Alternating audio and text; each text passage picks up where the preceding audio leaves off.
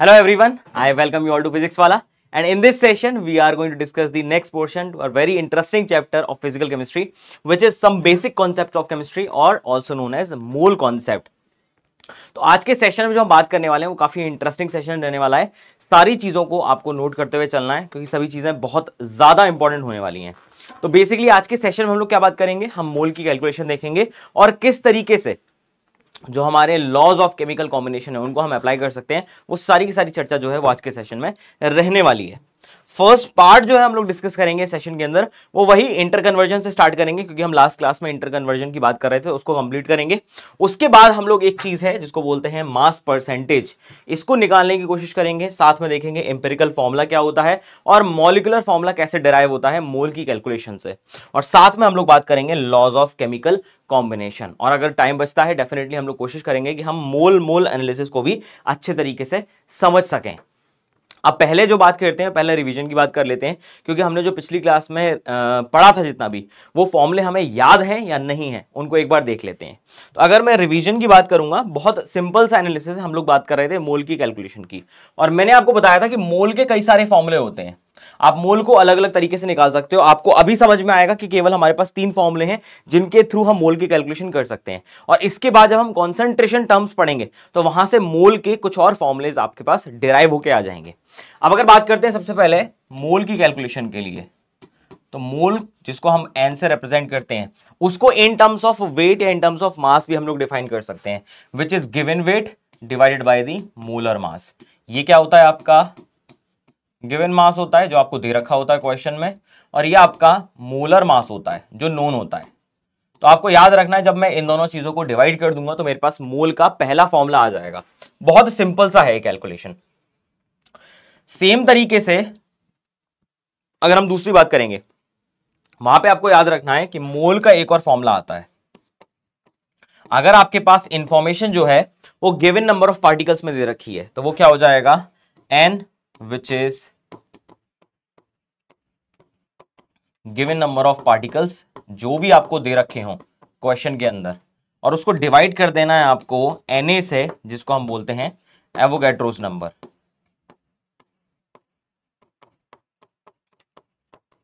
ये दोनों चीजें आपको पता होनी चाहिए। एवोगैड्रोस नंबर हमारे लिए फिर से नोन होता है जिसकी वैल्यू होती है 6.022 मल्टीप्लाइड बाय 10⁻23, और ये वाली वैल्यू आपको ढूंढनी होती है क्वेश्चन के अंदर जहां भी दे रखी हो। और एक चीज मैंने आपको बताई थी कि कई बार ऐसा होता है कि number of particles generally molecules की फॉर्म में दे रखे होते हैं। तो यहां से एक और चीज आती है आपकी, नेक्स्ट चीज जो आती है वो काफी ही इंटरेस्टिंग है, जिसको हम बोलते हैं नंबर ऑफ एटम्स। अगर आपको नंबर ऑफ एटम्स कभी कैलकुलेट करने होंगे तो आप क्या बोलोगे उसके केस में कि आपके पास जितने नंबर ऑफ मॉलिक्यूल्स आए हैं उसको आप मल्टीप्लाई कर दोगे किससे, उस एटम की एटॉमिसिटी से। और एटॉमिसिटी हमने डिस्कस किया था, एटॉमिसिटी हमने फिर से डिस्कस किया था। मैंने आपको बोला था कि किसी भी एक मॉलिक्यूल के अंदर किसी पर्टिकुलर एलिमेंट के कितने एटम्स प्रेजेंट हैं वही उसकी एटॉमिसिटी हो जाएगी। ये सारी चर्चा जो थी हम लोग पिछले क्लास में कर चुके हैं। हम लोग लास्ट क्लास में ये सारा एनालिसिस कर रहे थे। क्योंकि ये इंटर कन्वर्जन आपका चलता है तो डेफिनेटली आप किसी भी वैल्यू को किसी भी वैल्यू के साथ कोरिलेट कर सकते हो। तो यहां पे एक और बहुत इंटरेस्टिंग चीज है कि अगर आपके पास नंबर ऑफ मोल सेम है, आप बोल सकते हो for same number of moles of species, किसी भी स्पीशीज के आपके पास सेम नंबर ऑफ मोल्स हैं, तो ये भी फॉर्मूला मोल का है, ये भी फॉर्मूला मोल का है, तो आप इन दोनों को आपस में कोरिलेट कर सकते हो। तो आप क्या बोलोगे यहां से, W/m will be equal to N upon Na। तो आप यहां से जो भी पार्ट अननोन हो उसको बहुत इजीली कैलकुलेट कर सकते हो। एक बार इसको देख लो अच्छे से, फिर हम आगे की बात करते हैं।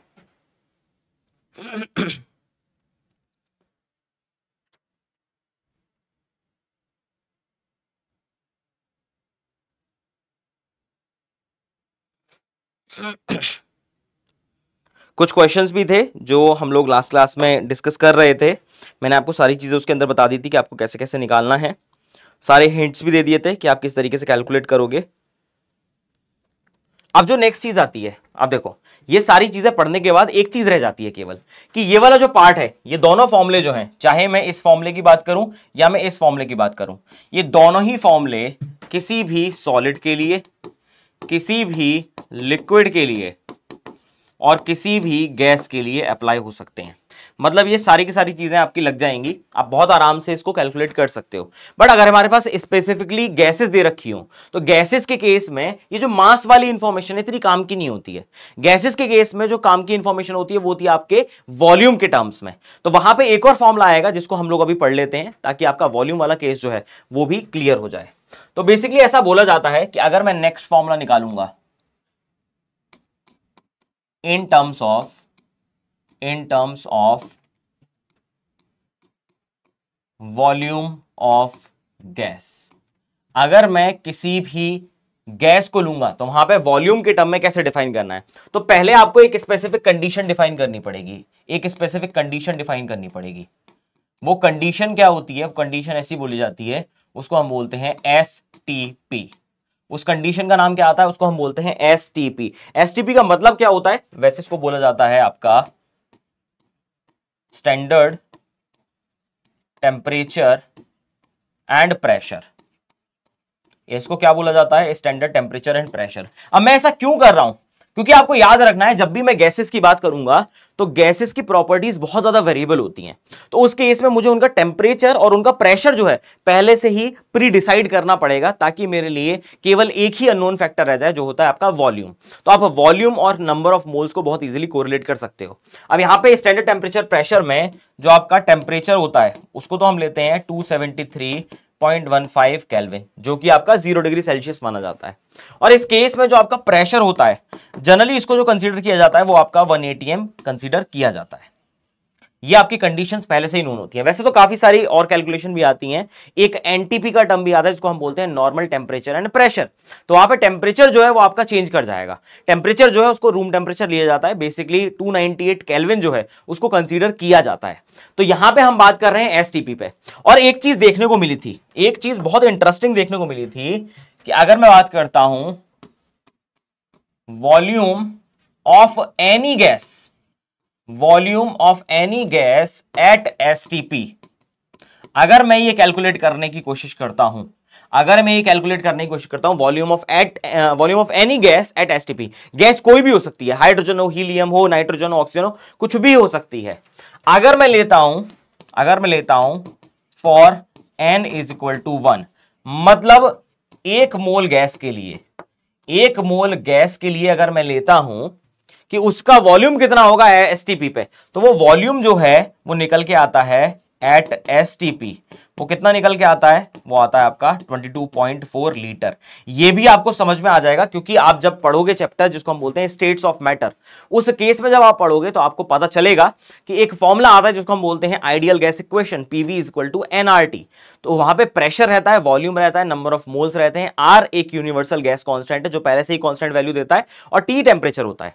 तो अगर मेरे को एसटीपी पे टेम्परेचर पता है, मेरे को प्रेशर पता है, नंबर ऑफ मोल्स मैं पहले लेके चल रहा हूं 1 मोल, तो वहां पे कैलकुलेशन के बाद जो वॉल्यूम निकल के आता है ना वो आता है 22.4। अभी के लिए आपको बस ये याद रखना है, जैसे एक एवोगैड्रो नंबर था जिसकी वैल्यू होती थी 6.022 मल्टीप्लाइड बाय 10⁻23, सेम तरीके से याद रखना है कि at STP volume of 1 mole of gas, चाहे कैसी भी गैस हो, उसका वॉल्यूम कितना आने वाला है? आपका 22.4 लीटर आने वाला है। ये फिक्स वैल्यू है, ये आपको याद रखना पड़ेगा, ये आपको याद रखना पड़ेगा। तो इससे फॉर्मूला कैसे डिराइव करेंगे? तो देखो आपको याद रखना है, यहां पे आपका आ जाएगा, यहां पे आ जाएगा number of moles of gas eight STP, वो कितना हो जाएगा? Volume of gas eight STP in litres divided bye, उसको क्या कर दूंगा मैं? 22.4 लीटर कर दूंगा, क्योंकि मुझे पता है एक मोल के लिए कितना आता है वॉल्यूम, 22.4 आता है, तो n मोल्स के लिए कितना आना चाहिए, मैं मोल्स निकाल सकता हूं वहां से। तो आप इजीली इस फॉर्मूले को ड्राइव कर सकते हो। ये आपका थर्ड फॉर्मूला, याद रखना, this is your third formula. बहुत सिंपल सा है। अब 3 फॉर्मूले हैं आपके पास, पहला है इन terms of mass, in terms of number of particles, and तीसरा जो कि केवल गैसेस के लिए लगता है एट एसटीपी, वो कितना आता है आपका? Volume of gas in litres divided by 22.4। I hope यहां तक का पूरा आपको रिलेशन जो है वो समझ में आ गया होगा। अब ऐसे कई सारे क्वेश्चन हैं जो डायरेक्टली पूछे जाते हैं और बहुत इजी होते हैं, तो आप वहां से डिराइव कर सकते हो। काफी सारी क्वांटिटीज हैं जो आप डिराइव कर सकते हो।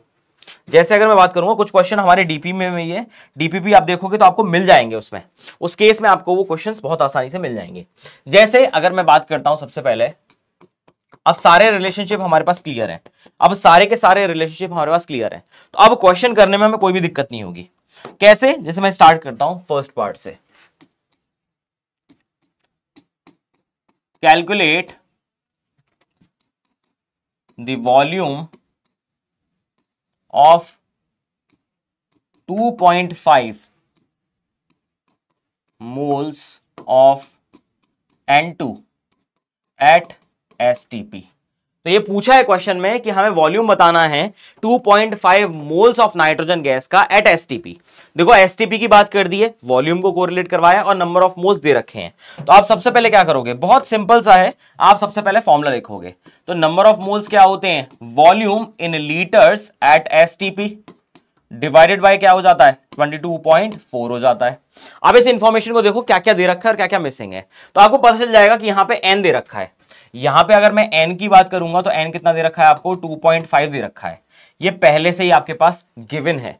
22.4 तो आपको पता ही है, तो आप सीधे सीधे क्या बोलोगे यहां पे कि अगर मुझसे पूछा जाए कि volume of N2 eight STP पूछा गया, तो मैं क्या बोलूंगा, that will be equal to n which is 2.5। इसको मैं 5/2 लिख दूं, कोई दिक्कत तो नहीं है।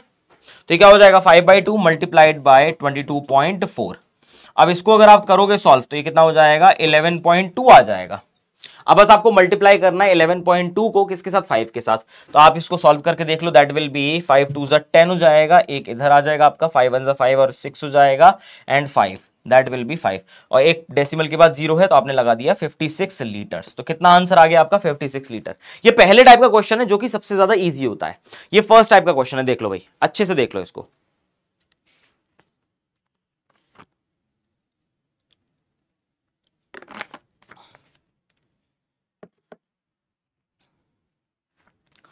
ठीक है, अब थोड़ा सा इसको इंटरेस्टिंग बनाते हैं, एक स्टेप और ऊपर लेके चलते हैं ताकि हमें सारे कन्वर्जन्स जो हैं वो समझ में आ जाएं। नेक्स्ट पार्ट क्या है, लेट्स से दूसरा क्वेश्चन ले लेता हूं मैं, दूसरा क्वेश्चन ये ले लेते हैं। चलो अब की बार सेकंड क्वेश्चन ले लेते हैं। क्या बोल रहा है, calculate the mass of oxygen gas having, let's say इसको ले लेते हैं 44.8 ml एट एसटीपी। अब ये क्वेश्चन अगर आप देखोगे तो इनडायरेक्टली दे रखा है।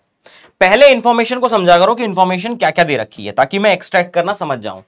सबसे पहले देखोगे आपको दे रखा है कि जो वॉल्यूम ऑफ गैस है at STP, volume of O2 दे रखा है एट एसटीपी, कितना दे रखा है, वो हमको दे रखा है 44.8 ml दे रखा है।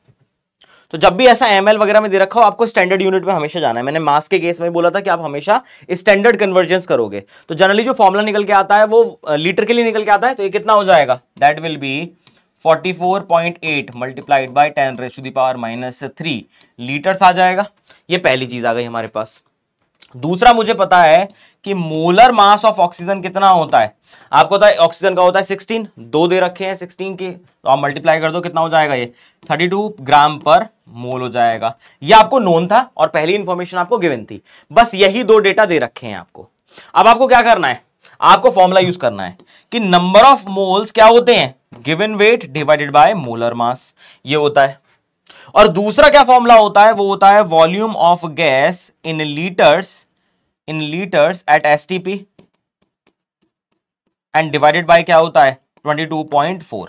तो क्या मैं इन दोनों को कोरिलेट कर सकता हूं, बिल्कुल कर सकता हूं। मुझे ये निकालना है, ये नोन है, ये भी नोन है और ये दे रखा है, तो आपके लिए क्वेश्चन हो गया आसान। आप क्या बोलोगे, यहां से W ऑफ O2 कितना आ जाएगा आपके लिए, that will be equal to volume of O2 at STP divided by 22.4 multiplied by molar mass of O2, यही आ जाएगा। बस आपको वैल्यू पुट करनी है। अब वैल्यू पुट करोगे क्या आएगा यहाँ पे, that will be 44.8 multiplied by 10⁻³ multiplied by 32 divided by कितना आ गया 22.4 आ गया। तो इसको पहले सॉल्व करोगे तो 2 हो जाएगा।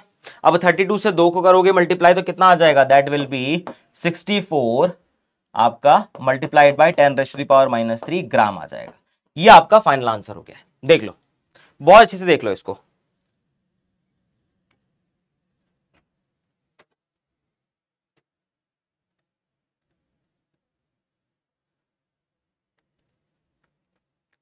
क्लियर है? तो ये सेकंड टाइप का क्वेश्चन है जब आपको एक स्टेप और आगे ले जाता है, वो डायरेक्टली कन्वर्जेंस यूज करवा लेता है। आई होप यहां तक का पार्ट समझ में आ गया होगा। अब एक क्वेश्चन और करके देखते हैं, देखो, ताकि हमें पूरा का पूरा मामला क्लियर हो जाए।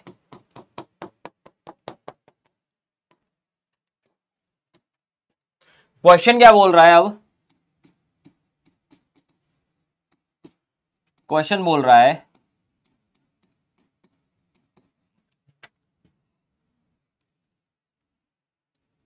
लेट्स से ले लेते हैं 11.2 माइक्रोलीटर्स of N2 was taken at STP।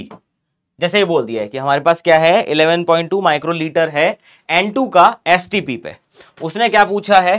First चीज, calculate the weight of sample. सबसे पहले उसने पूछा है कि भाई वेट बताना है, सैंपल का कितना वेट होगा। दूसरा उसने आपसे पूछा है calculate number of nitrogen atoms in given sample. उस सैंपल के अंदर आपको यह भी बताना है कि नाइट्रोजन के एटम्स कितने होंगे। ठीक है, अब सबसे पहले देखो आप क्या करोगे। बहुत आसान सा काम है। आप क्या करोगे, पहले इंफॉर्मेशन जो दे रखी है उसको देखो। आपको पता है कि यहां पे volume of N2 at STP दे रखा है मुझे। वो कितना दे रखा है? वो 11.2 माइक्रोलीटर्स दे रखा है, which is 11.2 multiplied by 10⁻⁻6 litre. पहले तो ये इंफॉर्मेशन निकाल ली हमने कि कितना आ गया, 11.2 मल्टीप्लाइड बाय 10⁻6 लीटर, क्योंकि आपको पता है माइक्रोलीटर का मतलब क्या होता है, 10⁻6 लीटर। ये पहली इंफॉर्मेशन आपको दे रखी है क्वेश्चन के अंदर। दूसरा क्या है, आपको पता है कि मोलर मास जो है वो N2 का कितना आता है? वो आता है 28 ग्राम पर मोल। यही आता है। ये नोन है, मुझे पता है, और ये दे रखा है। पहली इंफॉर्मेशन गिवन है और दूसरी नोन है, ये आपको पता होना चाहिए। अब मैं क्या करूंगा, अब मुझे कुछ नहीं करना है, मुझे बस अब फॉर्मूले लगाने हैं। अब अगर मैं सबसे पहले देखूंगा तो नंबर ऑफ मोल्स क्या होते हैं, given weight divided by molar mass will be equal to volume of gas at STP in litres divided by 22.4। आई बात समझ में? लगा दो भाई। क्या दे रखा है यहाँ पे? W तो मेरे को पता ही नहीं है N2 का, क्योंकि निकालना है। उसने बोला है कि सैंपल का वेट कितना होगा, that will be equal to volume कितना दे रखा है, 11.2 multiplied by 10⁻⁻6 divided by 22.4 multiplied by molar mass कितना हो जाएगा, इधर रख दो, वो कितना आ जाएगा आपका 28 आ जाएगा। तो इसको पहले करो सॉल्व, ये हो जाएगा 2, इसको करोगे ये 14 आ जाएगा। तो यहां से आप क्या निकालोगे, that will B 14 multiplied by 10⁻⁻6 आपका ग्राम्स आ जाएगा। ये पहली चीज हमारी कैलकुलेट होके आ गई है। देख लो इसको अच्छे से इसको एक बार देख लो।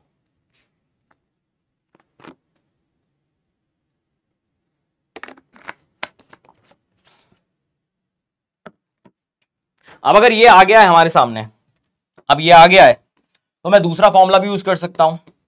दूसरा फॉर्मूला क्या होता है, आप सबसे पहले देखोगे कि नंबर ऑफ मोल्स क्या होते हैं, that will be equal to given weight divided by the molar mass, और दूसरा क्या होता है, नंबर ऑफ N2 मॉलिक्यूल्स। जितने मॉलिक्यूल्स गिवन हो, जितने भी मॉलिक्यूल्स गिवन हो, अब क्योंकि हमारे पास है नहीं है, डिवाइडेड बाय एवोगैड्रोस नंबर। अब क्योंकि ये W आ चुका है हमारे पास, ये हमको पता ही है, ये चीज हमको पता है, और ये चीज अननोन है। तो यहां से सबसे पहले आप क्या निकालोगे, आप निकालोगे नंबर ऑफ N2 मॉलिक्यूल्स, आप वो निकाल लोगे। वो कितने आ जाएंगे, W बाय M कर लो पहले। तो ये कितना हो जाएगा, 14 मल्टीप्लाइड बाय 10⁻⁻6 डिवाइडेड बाय 28 हो गया। इसको आपको क्या करना है, इसको बस आपको मल्टीप्लाई कर देना है। इसको बस आपको मल्टीप्लाई कर देना है, किसके साथ, Na के साथ मल्टीप्लाई कर देना है। तो इसको सॉल्व करोगे, कितना आ गया आपका 2 आ गया। तो that will B 0.5 multiplied by 10⁻⁻⁶ Na। ये तो आ गए मेरे पास नंबर ऑफ मॉलिक्यूल्स। उसने मुझसे क्या पूछा, calculate the number of nitrogen atoms in the sample. तो मैं क्या बोलूंगा यहां से मेरे पास आ जाएगा number of nitrogen atoms will be equal to atomicity nitrogen की कितनी है 2 मल्टीप्लाइड बाय कितने नंबर ऑफ मॉलिक्यूल्स दे रखे हैं which is 0.5 multiplied by 10⁻⁻⁶ Na। तो आप क्या करोगे, that will be equal to, इसको मल्टीप्लाई करो तो 1 हो गया, तो सीधा आप बोल दोगे 10⁻⁻⁶ Na मेरे पास नंबर ऑफ एटम्स आ जाएंगे। तो इस तरीके से आप क्वेश्चंस को सॉल्व कर सकते हो। ये बेसिक तरीका रहता है, आपको ऐसे ही कन्वर्जन लगाने हैं ताकि बार बार आपको कंफ्यूज ना होना पड़े। ठीक है,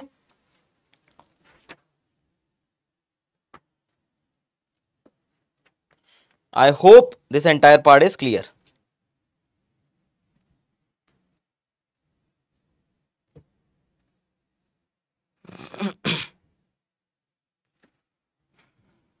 देख लो इसको अच्छे से।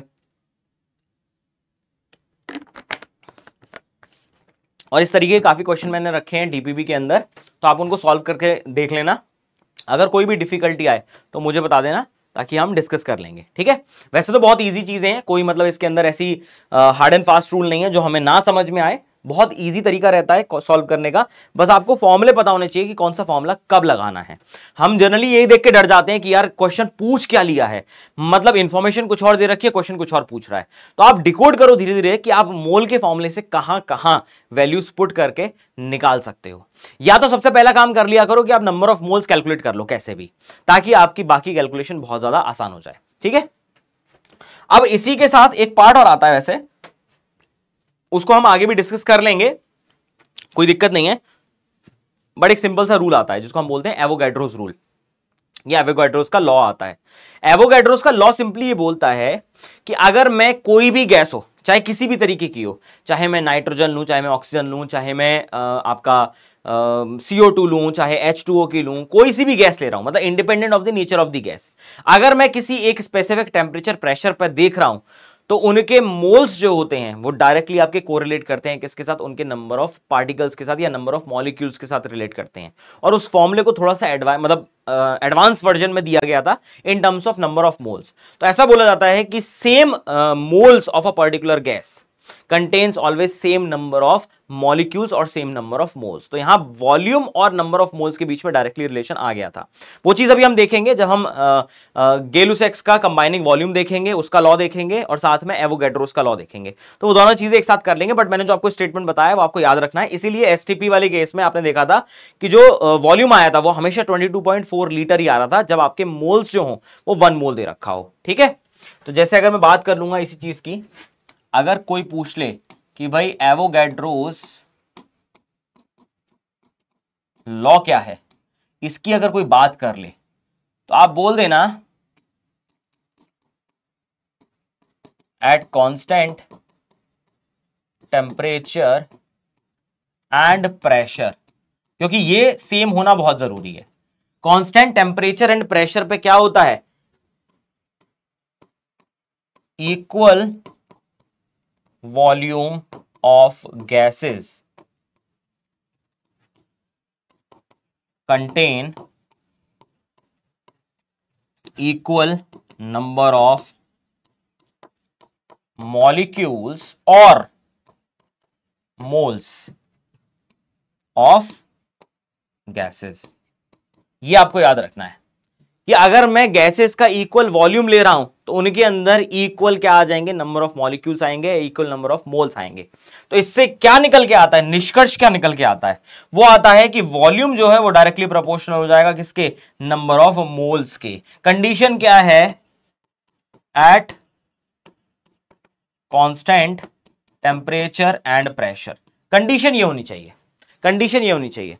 तो अगर मैं प्रोपोर्शनलिटी हटाता हूं तो मेरे पास क्या आ जाएगा कि V will be equal to K multiplied by N, जहां पे K क्या होता है, एक प्रोपोर्शनैलिटी कांस्टेंट होता है। K क्या है यहां पे, इसको मैं ले रहा हूं कि ये एक प्रोपोर्शनैलिटी कांस्टेंट है। आई बात समझ में, K इज प्रोपोर्शनैलिटी कांस्टेंट। और अगर मैं इसको देखूंगा तो ऐसा पता चलेगा कि V बाय N क्या है, एक कांस्टेंट टर्म है, एक कांस्टेंट के इक्वल है विच इज के, जो सीधे सीधे बताता है कि अगर मैं दो गैसेस लेता हूं तो क्या हो जाएगा, V1 upon N1 will be equal to V2 upon N2। अभी ज्यादा इतना टेंशन नहीं लेना है इसके ऊपर कि ये क्या आ गया है अलग से, बट हमने जो एसटीपी पे वॉल्यूम निकाला था, मैंने बोला था चाहे कैसी भी गैस हो वॉल्यूम उसका एसटीपी पे हमेशा 22.4 लीटर होगा अगर मैं 1 मोल ले रहा हूं। तो इसका मतलब क्या था कि अगर मैं प्रेशर और टेम्परेचर को कांस्टेंट कर देता हूं तो equal volume of gases contain equal number of moles of gases. तो ये बस आपको याद रखना है, एक बहुत काम की चीज है। जनरली कभी कभी थ्योरेटिकल वे में पूछ लिया जाता है, बट एक्सपेरिमेंटली या क्वेश्चन की फॉर्मेट में तो आपके जो नंबर ऑफ मोल्स के फॉर्मुले चल रहे हैं वही काम आएंगे आपके। ठीक है, इसको नोट कर लो फटाफट से, जल्दी से इसको नोट कर लो।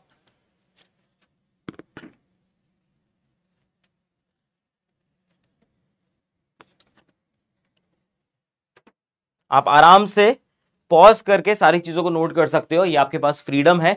तो जैसे जैसे चीजें समझते जा रहे हो, चाहे जितना भी टाइम लग जाए कोई दिक्कत नहीं है, थोड़ा सा पॉज लो। मैं ऐसे नहीं बोलता हूं कि जैसे स्पीड में मैं बता रहा हूं उस स्पीड में ही आप ग्रैब कर लोगे, टाइम लगता है। ठीक है, ऐसे डिमोटिवेट कभी नहीं होना है कि सर क्वेश्चन ही नहीं हो रहे हैं, सर कुछ तो समझ में ही नहीं आ रहा है, मेरे से तो हो ही नहीं रहा है। धीरे धीरे होगा, देखो ये प्रोग्रेस है।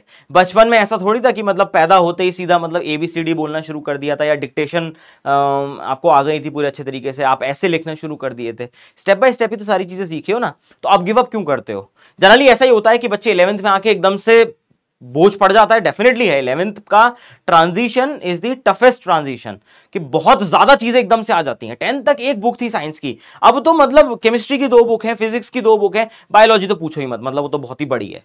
अब इतना सारा प्रेशर एक साथ केवल जो बच्चा हैंडल कर रहा है उसी को पता है, बाकी किसी को नहीं पता है। मे बी जो आपके पेरेंट्स होंगे वो कंपेयर नहीं कर पाते, क्योंकि उनके टाइम पे पढ़ाई का जो तरीका था वो थोड़ा अलग था।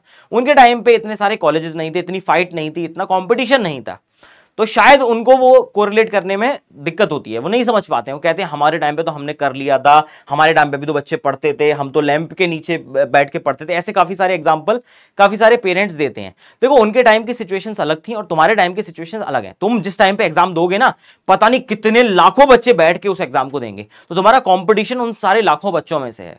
और तुम जो अभी फेस कर रहे हो ना, ये जो हमारा 11th-12th का जो फेज है, इसकी जो पढ़ाई है, इसकी जो बुक्स हैं, वो बहुत अलग हो चुकी हैं अभी पहले के मुताबिक। पहले तो ये सारी चीजें बहुत आगे चल के आती थी, पर अब तो ये बहुत जल्दी अर्ली स्टेजेस में सब कुछ करा दिया जाता है।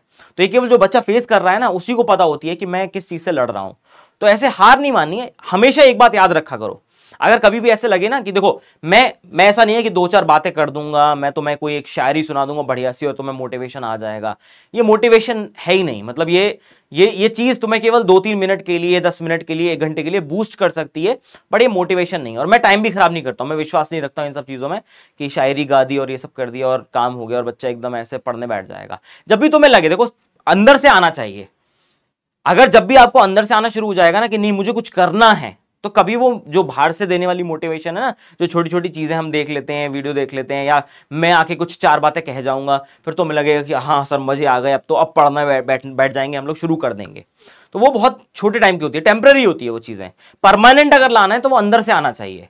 हमेशा एक बात याद रखना कि बचपन से जब तक पढ़ते आ रहे थे, आज तुम 11th क्लास तक पहुंच गए हो, मे बी 11th क्लास वाले भी देख रहे होंगे, 12th क्लास वाले भी देख रहे होंगे, मे बी ड्रॉप आउट कोई भी देख रहा हो, देखो तुम यहां तक उस स्टेज तक पहुंच गए हो, तुम फाइट करके आए हो। ऐसा तो है नहीं कि बचपन से मतलब मैं योद्धा पैदा हुआ था और मैं हमेशा तलवार लेके चल रहा हूं और लड़ते हुए जा रहा हूं, ऐसा तो है नहीं। तुमने बचपन से चीजों को सीखने शुरू किया है। तो ये जो सीखने वाली चीज है ना, ये बचपन से चलती आ रही है। पैदा होते ही तुमको सारी केमिस्ट्री नहीं आती थी, पैदा होते ही तुमको सारी बायोलॉजी भी नहीं आती थी, कुछ भी नहीं आता था, बिल्कुल नीलबटे सन्नाटा होके आए थे तुम लोग।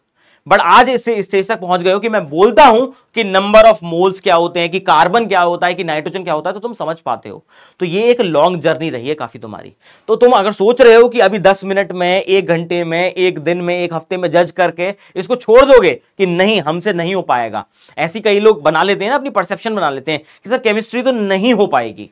तो ऐसे कैसे है? अगर बचपन से सोच लेते कि मुझे इंग्लिश नहीं आ पाएगी, या मैं हिंदी बोलना नहीं सीख पाऊंगा, या मैं कम्युनिकेट करना नहीं सीख पाऊंगा, तो आज यहां तक पहुंच नहीं पाते। तुम फाइटर हो, तुम सारे के सारे, तुम लोग वो चीजें करते हुए आए हो काफी टाइम से, तो वो फाइट तुमने आज तक नहीं छोड़ी, तो अब क्यों सोच रहे हो कि मैं छोड़ दूं, कि मुझसे नहीं हो पाएगा? ऐसा बिल्कुल नहीं सोचना है, सबसे हो सकता है, बस कांस्टेंट फाइटिंग की जरूरत है, आपको लड़ते रहना है, आपको क्वेश्चन करते रहने हैं, आपको कॉन्सेप्ट को समझते रहना है, और एक दिन जीत आपकी ही होगी, ट्रस्ट मी। और ये ऐसा ऐसा मोटिवेशन है जिसकी आपको बाहर से कोई जरूरत नहीं पड़ेगी। हमेशा एक बात सोच के चल लेना, जब भी आपको लगे कि मैं डीमोटिवेट हो रहा हूं या मुझसे नहीं हो पाएगा, हमेशा सोचना कि बचपन में भी शायद मुझे कुछ चीजें नहीं आती थी, पर आज मैं उनमें बहुत अच्छा हूं। मैं कम्युनिकेट नहीं कर पाता था बचपन से, मैं बहुत सारी चीजें बोल नहीं पाता था, पर आज के टाइम पे मैं बहुत अच्छे से कम्युनिकेट कर सकता हूं। बचपन में मुझे एबीसीडी का मतलब भी नहीं पता था, पर आज मैं इंग्लिश में सारी चीजें समझ पाता हूं और नोट करता हूं, प्रॉपर लिखता हूं। तो मेरी फाइट, मेरी जर्नी कितनी लंबी रही है, कितने पुराने टाइम से लड़ता हुआ आया हूं। तो बस ये बात याद रखोगे, हमेशा मोटिवेशन बना रहेगा। ठीक है, चलो, अब ये बात हो गई है। अब टॉपिक को थोड़ा सा एक अलग मोड़ देते हैं, क्योंकि हमने मोल की सारी कैलकुलेशन कर ली थी। अब समझना जरूरी है कि वहां से और क्या क्या आइडिया निकाला जा सकता है। जैसे मैं तुम्हें कहूं कि मैंने तुम्हें 5 पेंसिल दी हैं और मैंने तुम्हें 6 कॉपियां दी हैं। लेट्स से कि तुम्हारे पास एक सैंपल आया है, मैंने तुम्हें गिफ्ट किया है जिसके अंदर 5 पेंसिल थी उस गिफ्ट के अंदर और 6 कॉपीज थी। तो मैं पूछूं कि उस पूरे सैंपल में जो आपकी पेंसिल थी उनका परसेंटेज कितना होगा, तुम बहुत आसानी से निकाल लोगे कि टोटल पेंसिल कितनी थी और टोटल ऑब्जेक्ट कितने आए थे। इनको डिवाइड दे दो और मल्टीप्लाई कर लो 100 से, पता चल जाएगा।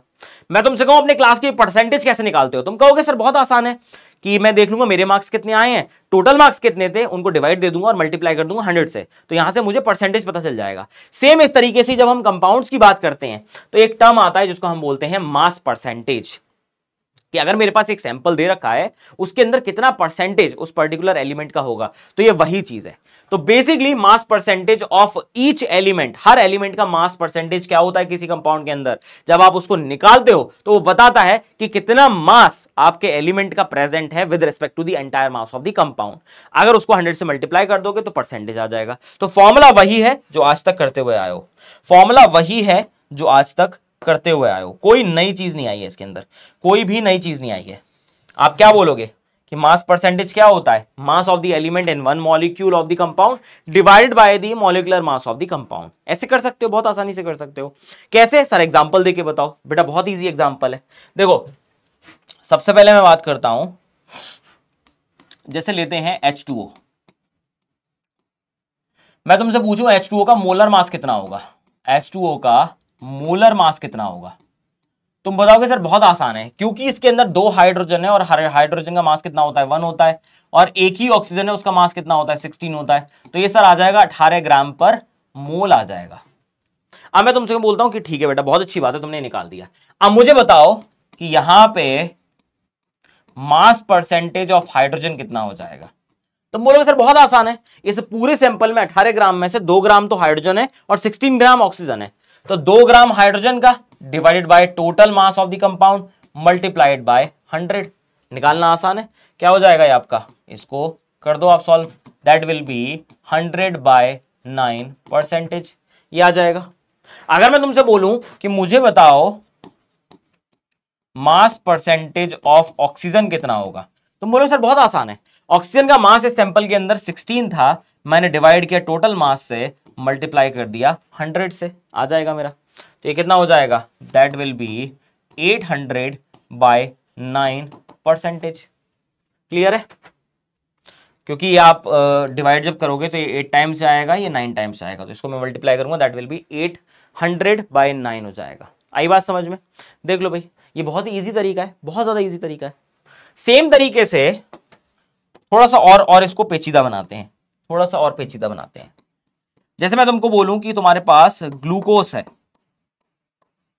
ग्लूकोज के केस में मुझे बताना है कि mass percentage of carbon, hydrogen and oxygen कितना होगा, ये मुझे निकाल के बताओ। तुम कहोगे सर बहुत आसान है, पहले तो हमको निकालना पड़ेगा यहां पे कि जो मोलर मास है, मुझे पहले निकालना पड़ेगा मोलर मास ऑफ ग्लूकोज, ये सबसे पहली चीज है जो मुझे फाइंड आउट करनी है। अगर ये आ गई तो बाकी सारी कहानी तो बहुत आसान है, बहुत आसान है। मोलर मास अगर आप निकालोगे तो आप क्या बोलोगे, ये सिंपल हो जाएगा आपका, that will be equal to, जैसे इसको ले लेते हैं हम, ये हो जाएगा, आपको पता है कि यहाँ पे 6 कार्बन होते हैं। ग्लूकोज का फॉर्मूला क्या होता है, दिस इज C6H12O6 होता है, ये इसका फॉर्मूला होता है। तो 6 कार्बन है, मल्टीप्लाइड बाय 12 कर दो, प्लस आपके पास 12 हाइड्रोजन है, मल्टीप्लाइड बाय 1 कर दो, प्लस 6 ऑक्सीजन है, मल्टीप्लाइड बाय 16 कर दो। तो टोटल करोगे तो आपका 180 आ जाएगा, 180 ग्राम पर मोल आ जाएगा। ये कैलकुलेशन हम पहले भी कर चुके हैं। अब अगर आपसे पूछा जाए सबसे पहले कि परसेंटेज मास निकालो ऑफ कार्बन का, तो आप बोलोगे कार्बन कितना है, तो ये कितना हो जाएगा 12 इंटू 6, ये आपको मल्टीप्लाई करना है, that will B 72, that will B 72 divided by 180 multiplied by 100। क्या इसको सॉल्व कर सकते हो, हाँ जी सर बिल्कुल कर सकते हैं, बहुत बढ़िया बेटा। नेक्स्ट चीज आपसे पूछा जाए कि मुझे बताओ मास परसेंटेज ऑफ हाइड्रोजन, तो सर हाइड्रोजन तो था यहाँ पे 12 केवल, और टोटल कितना था 180, इसको भी 100 से मल्टीप्लाई कर देंगे, ये भी निकल आएगा। मैं बोलूंगा बिल्कुल सही है बेटा। और तीसरा क्या है, अगर आपसे पूछा जाए कि मास परसेंटेज ऑफ ऑक्सीजन कितना आया है, तो आप बोलोगे हो जाएगा 16 इंटू 6 हो जाएगा, that will B 96 upon 180 multiplied by 100। तो इस तरीके से आप तीनों चीजों को निकाल सकते हो, यह आपकी मास परसेंटेज की कैलकुलेशन होती है। देख लो, देख लो अच्छे से।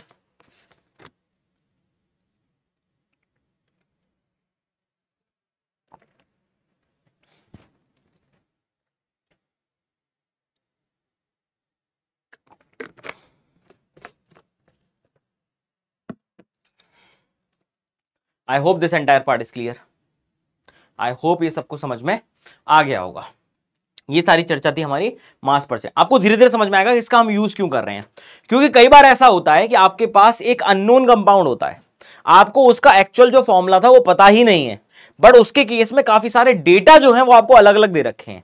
तो क्वेश्चन क्या पूछा जाएगा आपसे, क्वेश्चन पूछा जाएगा कि मेरे पास सारा डेटा दे रखा है कि कार्बन का इतना परसेंटेज है उस कंपाउंड में, हाइड्रोजन का इतना परसेंटेज है उस कंपाउंड में, ऑक्सीजन का इतना परसेंटेज उस कंपाउंड में, मुझे बताओ कि उसका फॉर्मूला क्या होगा। क्वेश्चन ऐसे पूछा जाता है, तो उस टाइम पे आपको इस चीज की बहुत ज्यादा जरूरत पड़ने वाली है। ठीक है, आई होप ये नोट कर लिया होगा आप लोगों ने। जैसे क्वेश्चन दे रखा है, a certain newly synthesized compound is known to contain the elements zinc and oxygen. When a 20 gram sample of the compound is decomposed, 16.07 gram of zinc remains. The percentage composition of oxygen is. तो आप देखोगे सबसे पहले यहां पे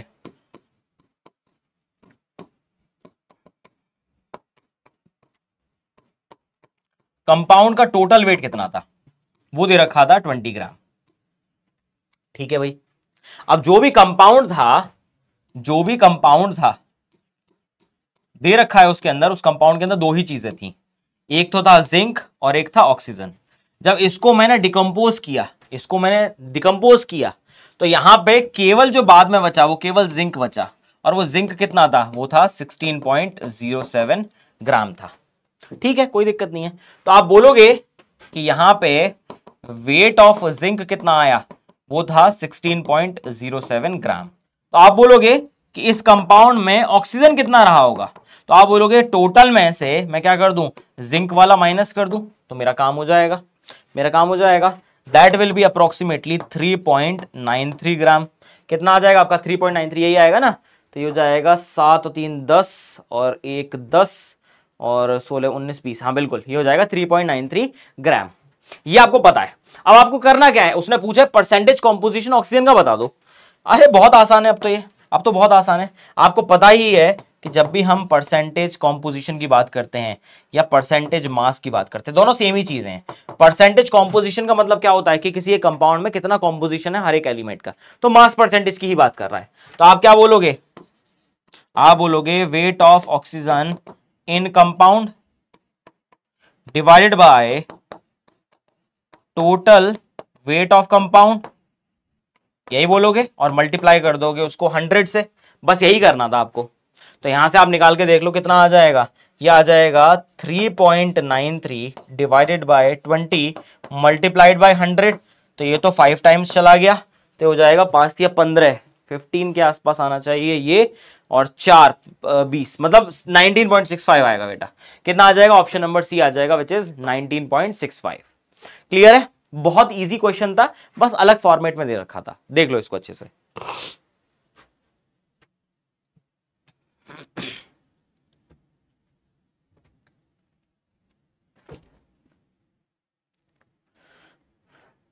आराम से pause करते हुए देखते चलो, कोई दिक्कत नहीं होगी। मैं सारे क्वेश्चन खुद से इसलिए करवा रहा हूं ताकि आपको समझ में आ जाए कि अगर पेपर में पूछ लिया गया तो मुझे कैसे सॉल्व करना है। इस चैप्टर से मे भी आपको बहुत ज्यादा क्वेश्चन नहीं दिखेंगे, बट इसकी एप्लीकेशंस पूरे फिजिकल केमिस्ट्री के अंदर आपको देखने को मिल जाएंगी। ठीक है, अब हमने 5% जब पूरा कर लिया है तो नेक्स्ट बात जो आती है वो आती है आपके परसेंटेज कॉम्पोजिशन की, और साथ में आती है empirical formula as well as molecular formula. एक क्वेश्चन और दे रहा हूं, ये एज अ होमवर्क लिख लेना। ठीक है, इसको एज अ होमवर्क दे रहा हूं ताकि आप सॉल्व कर सको। एक हिंट दे देता हूं, क्वेश्चन क्या बोल रहा है, a sample containing only CaCO3 and MgCO3 is ignited to CaO and MgO। The mixture of oxides produced weight exactly half as much as the original sample. Calculate the mass percentage of CaCO3 and MgCO3 in the sample. ठीक है, काफी अच्छा question है, काफी ज्यादा thought provoking question है, but मैं आपको हिंट दे रहा हूं। सबसे पहले मान लो, consider the mass of mixture. मैंने मान लिया कि जो मिक्सचर है, किसका मिक्सचर है, मिक्सचर है वो MgCO3 का एंड CaCO3 का, इसका मिक्सचर है। उसको मैंने ले लिया 100 ग्राम। जनरली ऐसे 100 ग्राम लेने से ना कैलकुलेशन बहुत इजी हो जाती है। ठीक है, अब उसके अंदर मैंने बोला कि W ऑफ MgCO3 मैंने मान लिया, कितना हो जाएगा, X हो जाएगा। तो आप बोलोगे W ऑफ CaCO3, तो सर बहुत आसान हो जाएगा कि जो 100 में से बच गया वो CaCO3 का, तो ये कितना हो जाएगा आपका 100 माइनस X हो जाएगा। इसको ले लिया हमने ग्राम्स में, इसको ले लिया ग्राम्स में। ठीक है, अब क्योंकि आपको क्या निकालना है, क्वेश्चन को देखो ध्यान से, आपको निकालना है mass percentage of CaCO3 and MgCO3 in the sample. कैसे निकालोगे बेटा, कैसे निकालोगे, बहुत आसान है ये तो, बहुत आसान है ये। आप क्या बोलोगे कि mass percentage of, let's say ले लेते हैं MgCO3, कितना हो जाएगा कि actual mass of MgCO3 divide by total, तो क्या हो जाएगा x अपॉन टोटल, कितना लिया था हमने 100 लिया था, मल्टीप्लाइड बाय 100। तो आपको कैसे भी x निकालना है। और दूसरा क्या हो जाएगा, दूसरा आपका आ जाएगा मास परसेंटेज ऑफ CaCO3। तो हमने CaCO3 कितना लिया था, 100 माइनस x लिया था, और टोटल सैंपल कितना था, 100 था, मल्टीप्लाइड बाय 100। तो बेसिकली आपको x की वैल्यू निकालनी है। अगर x कैसे भी आ गया तो आपका क्वेश्चन हो जाएगा सॉल्व। अब यहां पे एक डेटा क्या दे रखा है कि इन दोनों का टोटल अमाउंट तो 100 ग्राम है, इन दोनों का टोटल अमाउंट तो क्या है, 100 ग्राम है। अब नेक्स्ट चीज क्या है कि मेरे पास जो MgCO3 है वो जब टूटता है तो वो बनाता है MgO और साथ में निकाल देता है CO2। और सेम टाइप की रिएक्शन किस में चलती है, सेम CaCO3 में चलती है, कि वो भी जब टूटता है तो बनाता है CaO एंड CO2। बस आपको यही देखना है, यही चीज देखनी है। तो इसका अगर मैं मोलर मास कैलकुलेट करूं, जैसे CaCO3 का मोलर मास कैलकुलेट करूंगा तो कितना आएगा, कैल्शियम 40 है, कार्बन 12 है, और 3 मल्टीप्लाइड बाय 16 ऑक्सीजन है, तो टोटल आएगा 100। तो ये 100 ग्राम अगर होता तो ये कितना देता CaO, आप देख लो, कैल्शियम 40 है, ऑक्सीजन 16 है, 56।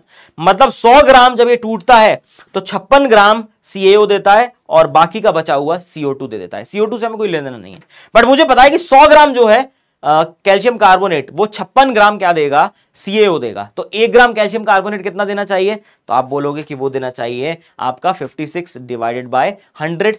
तो x ग्राम कितना देगा, तो x ग्राम के लिए आप निकाल सकते हो, ऐसे ही आप MgCO3 के लिए निकाल सकते हो। और फाइनली देखोगे तो आपके पास अमाउंट आ जाएगा कि कितना कितना आपको मिलना चाहिए।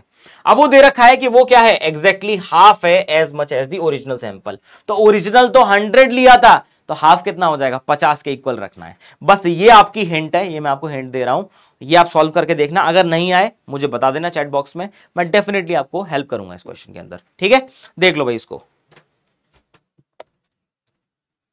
काफी अच्छा क्वेश्चन है।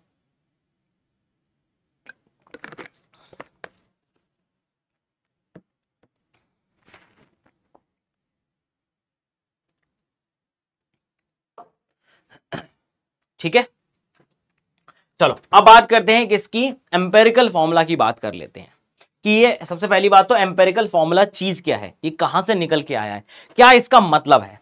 तो देखो एम्पेरिकल फॉर्मूला का सिंपल सा एक मीनिंग है, एम्पेरिकल फॉर्मूला का सिंपल सा मीनिंग है कि formula of compound which gives minimum ratio of the number of atoms of different elements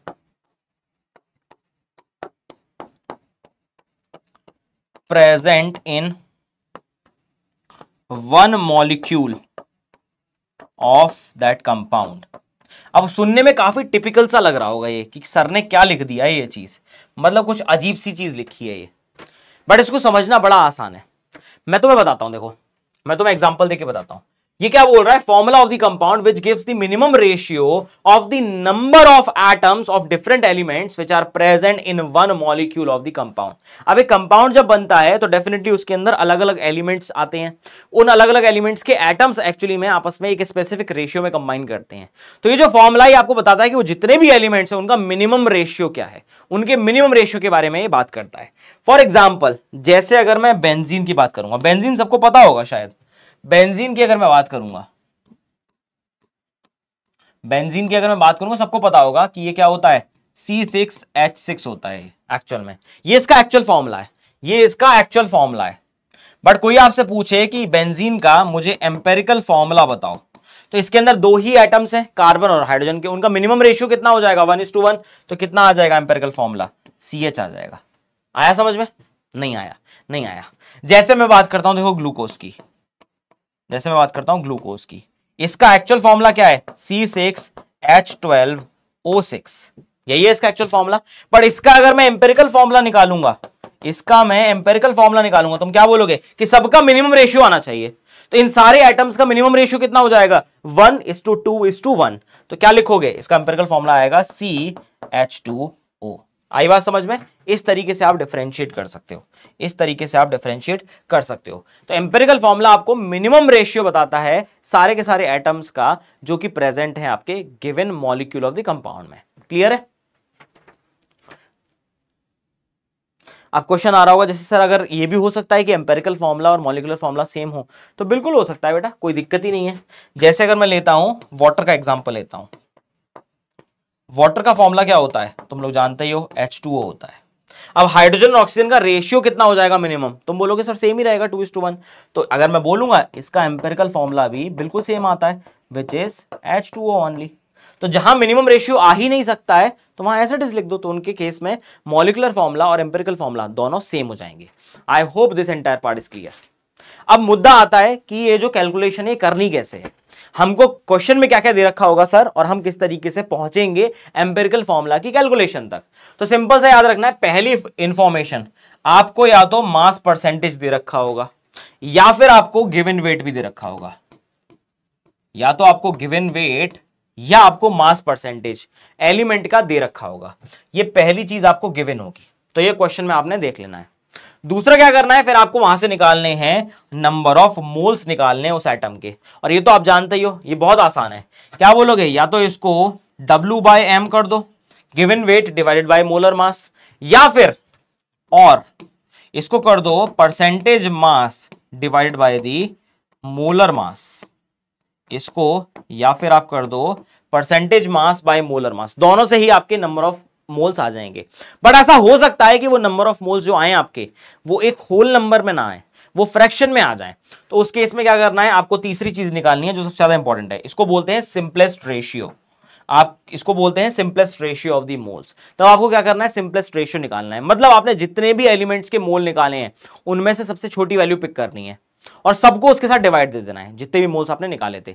तो आपके पास क्या आ जाएगा, सिंपलेस्ट रेशियो ऑफ मोल्स आ जाएगा। मैक्सिमम केसेस में यहां तक आते आते आपका क्वेश्चन सॉल्व हो चुका होगा, बट कई बार होता है कि यहां तक आते आते भी फ्रैक्शन में ही वैल्यू आ रही होती है। तो आप क्या करोगे, फिर एक चौथा स्टेप और लगता है उसके केस में, चौथा स्टेप और लगता है which is calculate simplest whole number ratio. अब आप क्या करोगे, लास्ट स्टेप लगाओगे जिसमें आप होल नंबर निकालना चाहोगे। तो इसमें कुछ नहीं करना है आपको, जो भी आपका सिंपलेस्ट रेशियो आया है, जो भी आपके पास सिंपलेस्ट रेशियो आया है, या तो उसको मल्टीप्लाई कर दो 2 से या 3 से, इतने में आपका काम हो जाएगा। इतने में आपका काम हो जाएगा। अगर नहीं होता तो 4 से मल्टीप्लाई कर दो, ताकि वो कन्वर्ट हो जाए सिंपलेस्ट होल नंबर रेशियो में। ये समझ में आ गया होगा। 3 स्टेप हैं जो आपके काम के हैं मेन, जो आपको याद रखने हैं।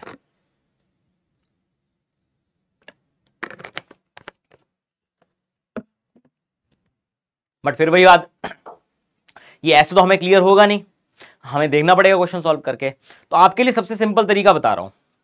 देखो, आपको एक टेबल बनानी है। क्वेश्चन तो बहुत बड़ा लेंदी होता है इसके केस में। आपको एक टेबल बनानी है। अब टेबल में सबसे पहले एक कॉलम बनाना है जिसमें आप एलिमेंट्स लिखोगे, कौन कौन से एलिमेंट्स हैं। फिर दूसरा टेबल आपको वो बनाना है जो आपको डेटा दे रखा है, जो कि मास परसेंटेज का होगा या गिवन वेट का होगा। तीसरा आपको कॉलम बनाना है जो कि होगा मोलर मास का, जो आपको पता है। चौथा आप निकालोगे नंबर ऑफ मोल्स। पांचवा आप निकालोगे सिंपलेस्ट रेशियो। और छठा अगर रिक्वायर्ड होगा तो आप निकालोगे सिंपलेस्ट होल नंबर रेशियो। कैसे करना है मैं बताता हूं। देखो, क्वेश्चन मुझे दे रखा था कि 3 एलिमेंट थे जिनसे मिलकर कंपाउंड बना हुआ है, कार्बन, हाइड्रोजन और ऑक्सीजन। कार्बन का मास परसेंटेज वहां पे था 40, हाइड्रोजन का था 6.67 और ऑक्सीजन का था 53.3। ये तीसरी चीज मुझे नोन है पहले से ही, ये नोन है मेरे लिए। This part is known to me, क्योंकि मैं जानता हूं कार्बन का कितना होता है, 12 ग्राम होता है, हाइड्रोजन का 1 होता है, ऑक्सीजन का 16 होता है। अब मैं क्या करूंगा, सबसे पहले नंबर ऑफ मोल्स निकालूंगा। नंबर ऑफ मोल्स मैंने बताया था कैसे निकालते हैं, परसेंटेज बाय मास जो था उसको मोलर मास से क्या करना है, आपको डिवाइड कर देना है। उसको मोलर मास से डिवाइड कर देना है। करके देख लो, 40 डिवाइड बाय 12 कितना आ गया, 3.33 के आसपास आ गया। 6.67 डिवाइड बाय 1 कितना आ गया, 6.67 ही आ गया। और 53.33 को डिवाइड देना है आपको 16 से, ये भी कितना आ गया, 3.33 आ गया। अब इन तीनों में से छोटी वैल्यू कौन सी है, 3.33 ही है। तो आप क्या निकालोगे, सिंपलेस्ट मोल रेशियो निकालोगे। सिंपलेस्ट मोल रेशियो कैसे निकालेंगे, जो भी मोल्स दे रखे हैं उसको डिवाइड करना है मिनिमम मोल से। जो भी आपने निकाले हैं उनमें मिनिमम मोल जो भी आया है उससे आपको डिवाइड दे देना है। तो अगर 3.33 को 3.33 से डिवाइड दोगे तो 1 ही आएगा, 6.67 को 3.33 से डिवाइड दोगे तो 2 आ जाएगा, और इसको डिवाइड दोगे तो 1 आ गया। तो इसी स्टेप में आपका यहां पे क्या आ गया, ये होल नंबर रेशियो आ चुका है। तो अब यहां पे लास्ट क्या लिख दोगे, तो ये कितना आना चाहिए, 1, 2 और 1 आना चाहिए। कार्बन कितना होगा 1, हाइड्रोजन कितने होंगे 2, ऑक्सीजन कितना होगा 1। तो आपसे पूछेगा कि भाई एम्पेरिकल फॉर्मूला बताओ। आप एम्पेरिकल फॉर्मूला बताओ तो तुम बोलोगे कि सर ये हो जाएगा CH2O। क्लियर है, क्लियर है। अगर एम्पेरिकल फॉर्मूला तुमने निकाल दिया तो वहां से एक आ जाएगा जिसको बोलते हैं एम्पेरिकल फॉर्मूला मास। निकाल सकते हो एम्पेरिकल फॉर्मूला मास कितना होगा। तो क्योंकि कार्बन 1 है तो 12 इसका होता है मल्टीप्लाइड बाय 1, प्लस 2 हाइड्रोजन है जिनका कितना होता है 1 होता है, प्लस 1 ऑक्सीजन है जिसका 16 होता है। तो क्या बोलोगे कितना आ जाएगा, ये हो जाएगा 12, 2 14 प्लस 16 30 U आ जाएगा। क्योंकि मैं एक ही मॉलिक्यूल के लिए बात कर रहा हूं तो मैं वही यूनिट यूज करूंगा जो एक मॉलिक्यूल के लिए करते हैं, विच इज U। क्लियर है।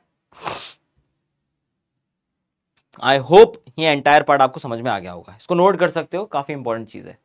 ये टेबल आपको हमेशा बनानी है, आपको हेल्प करेगी ये हमेशा आपको हेल्प करेगी।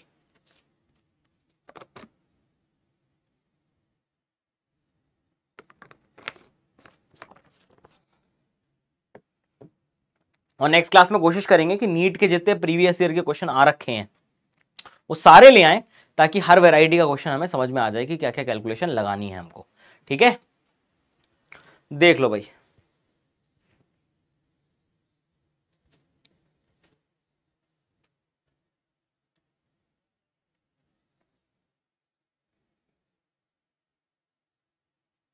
ठीक है, अब आगे की बात करते हैं। अब इसके बाद जो नेक्स्ट स्टेप आता है ना, वो आता है एक्चुअल फॉर्मूला निकालने का। तो basically the formula of the compound which gives the actual ratio of the atoms of various elements present in one molecule of the compound, उसको हम क्या बोलेंगे बेटा, उसी को हम मॉलिक्यूलर फॉर्मूला बोलेंगे। तो जैसे ये जो मॉलिक्यूलर फॉर्मूला की बात करेंगे, ये बताता है कि एक्चुअल नंबर ऑफ एटम्स कितने प्रेजेंट हैं। वो आपको मिनिमम रेशियो नहीं ले जाएगा, वो बताएगा कि एक्चुअल कितने एटम्स प्रेजेंट है, वही मॉलिक्यूलर फॉर्मूला है। जैसे अगर मैं बेंजीन के लिए बात करूं, मैं अगर बेंजीन के लिए बात करूं, तो बेंजीन के केस में जो एम्पेरिकल फॉर्मूला है, जो एम्पेरिकल फॉर्मूला है आपका, वो तो आता है CH, क्योंकि मिनिमम रेशियो तो CH आता है। बट जो उसका मॉलिक्यूलर फॉर्मूला है वो कितना आता है, वो आता है C6H6। ये एक्चुअल फॉर्मूला आता है। सेम ग्लूकोज के केस में ले लो, हमने अभी देखा था ग्लूकोज के केस में जो एम्पेरिकल फॉर्मूला आता है वो कितना आता है, CH2O, जबकि उसका जो मॉलिक्यूलर फॉर्मूला होता है वो कितना आता है, C6H12O6। ये बताता है कि एक्चुअल कितने एटम्स आपके प्रेजेंट होंगे। आई बात समझ में? अब आपको अगर निकालना, कभी भी क्वेश्चन पूछेगा ना, तो डायरेक्टली वो पूछेगा पहले एम्पेरिकल फॉर्मूला से, उसी से ही निकलते हुए बाकी का फॉर्मूला आता है। आपको करना क्या है कि मॉलिक्यूलर फॉर्मूला क्या होता है, वो होता है n multiplied by empirical formula. वो क्या होता है, n multiplied by empirical formula. इसका एक फॉर्मूला निकल के आता है कि molecular formula will be equal to n multiplied by empirical formula. But n क्या है सर, n क्या है, तो n जो होता है वो होता है molecular mass divided by empirical formula mass. अब ये कहां मिलेगा सर हमें, तो याद रखना ये तो हमेशा गिवन होगा, गिवन इन क्वेश्चन। ये आपको क्वेश्चन में दे रखा होगा और ये आप कैलकुलेट करोगे, या आप कैलकुलेट करोगे एम्पेरिकल फॉर्मूला मास, आप कैलकुलेट करोगे, जो भी डेटा दे रखा है उसके थ्रू कैलकुलेट करोगे। और दूसरा पार्ट आपको हमेशा गिवन दे रखा होगा, उनका रेशियो ले लो, आपको n मिल जाएगा, n से एम्पेरिकल फॉर्मूला, क्योंकि आप ये कैलकुलेट कर चुके हो, ये भी क्या होगा, ये भी पहले कैलकुलेट होगा, ये भी पहले कैलकुलेट होगा। अगर उसको क्वेश्चन लेंथी बनाना होगा, अगर उसको क्वेश्चन लेंथी बनाना होगा तब वो ये काम करेगा, अदरवाइज वो डायरेक्टली दे सकता है, अदरवाइज वो डायरेक्टली भी दे सकता है। ठीक है, आई बात समझ में? देख लो भाई इसको,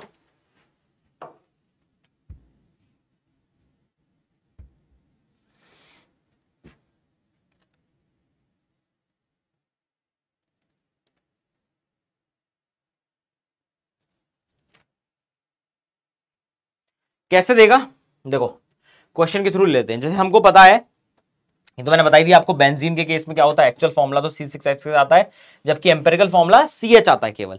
एसिटिलीन भी लोगे, जिसको इथाइन बोलते हैं, एसिटिलीन को ही हम लोग इथाइन बोलते हैं बेटा, सेम ही है, ये दूसरा नाम है, घरेलू नाम है एसिटिलीन। ठीक है, उसका फॉर्मूला क्या होता है, C2H2 आता है, बट एक्चुअल फॉर्मूला कितना होता है उसका, सॉरी एम्पेरिकल फॉर्मूला आता है CH, बट एक्चुअल फॉर्मूला क्या होता है, C2H2। सेम ग्लूकोज का तो हमने अभी डिस्कस कर ही लिया था। वाटर के केस में दोनों सेम रहेंगे, वाटर के केस में दोनों ही सेम रहेंगे। ठीक है, अब देखो एक क्वेश्चन के थ्रू देख लेते हैं। क्वेश्चन क्या बोल रहा है, vitamin C which is ascorbic acid contains 40.92% carbon, 4.58% hydrogen and 54.5% oxygen by mass. The experimentally determine molecular form mass. देखो दे रखा है, मैंने बोला था कि क्वेश्चन में आपको हमेशा दे रखा होगा, कितना दे रखा है, 176 AMU। The molecular formula of ascorbic acid is. अब ये उस टाइप का क्वेश्चन है जो लेंदी है, जिसमें आपको पहले एम्पेरिकल फॉर्मूला डिराइव करना पड़ेगा। तो देखो कुछ नहीं करना है, जैसे मैंने आपको बताया था वैसे ही टेबल बनानी है। सबसे पहले आप क्या लिखोगे, सबसे पहले आप लिखोगे एलिमेंट्स,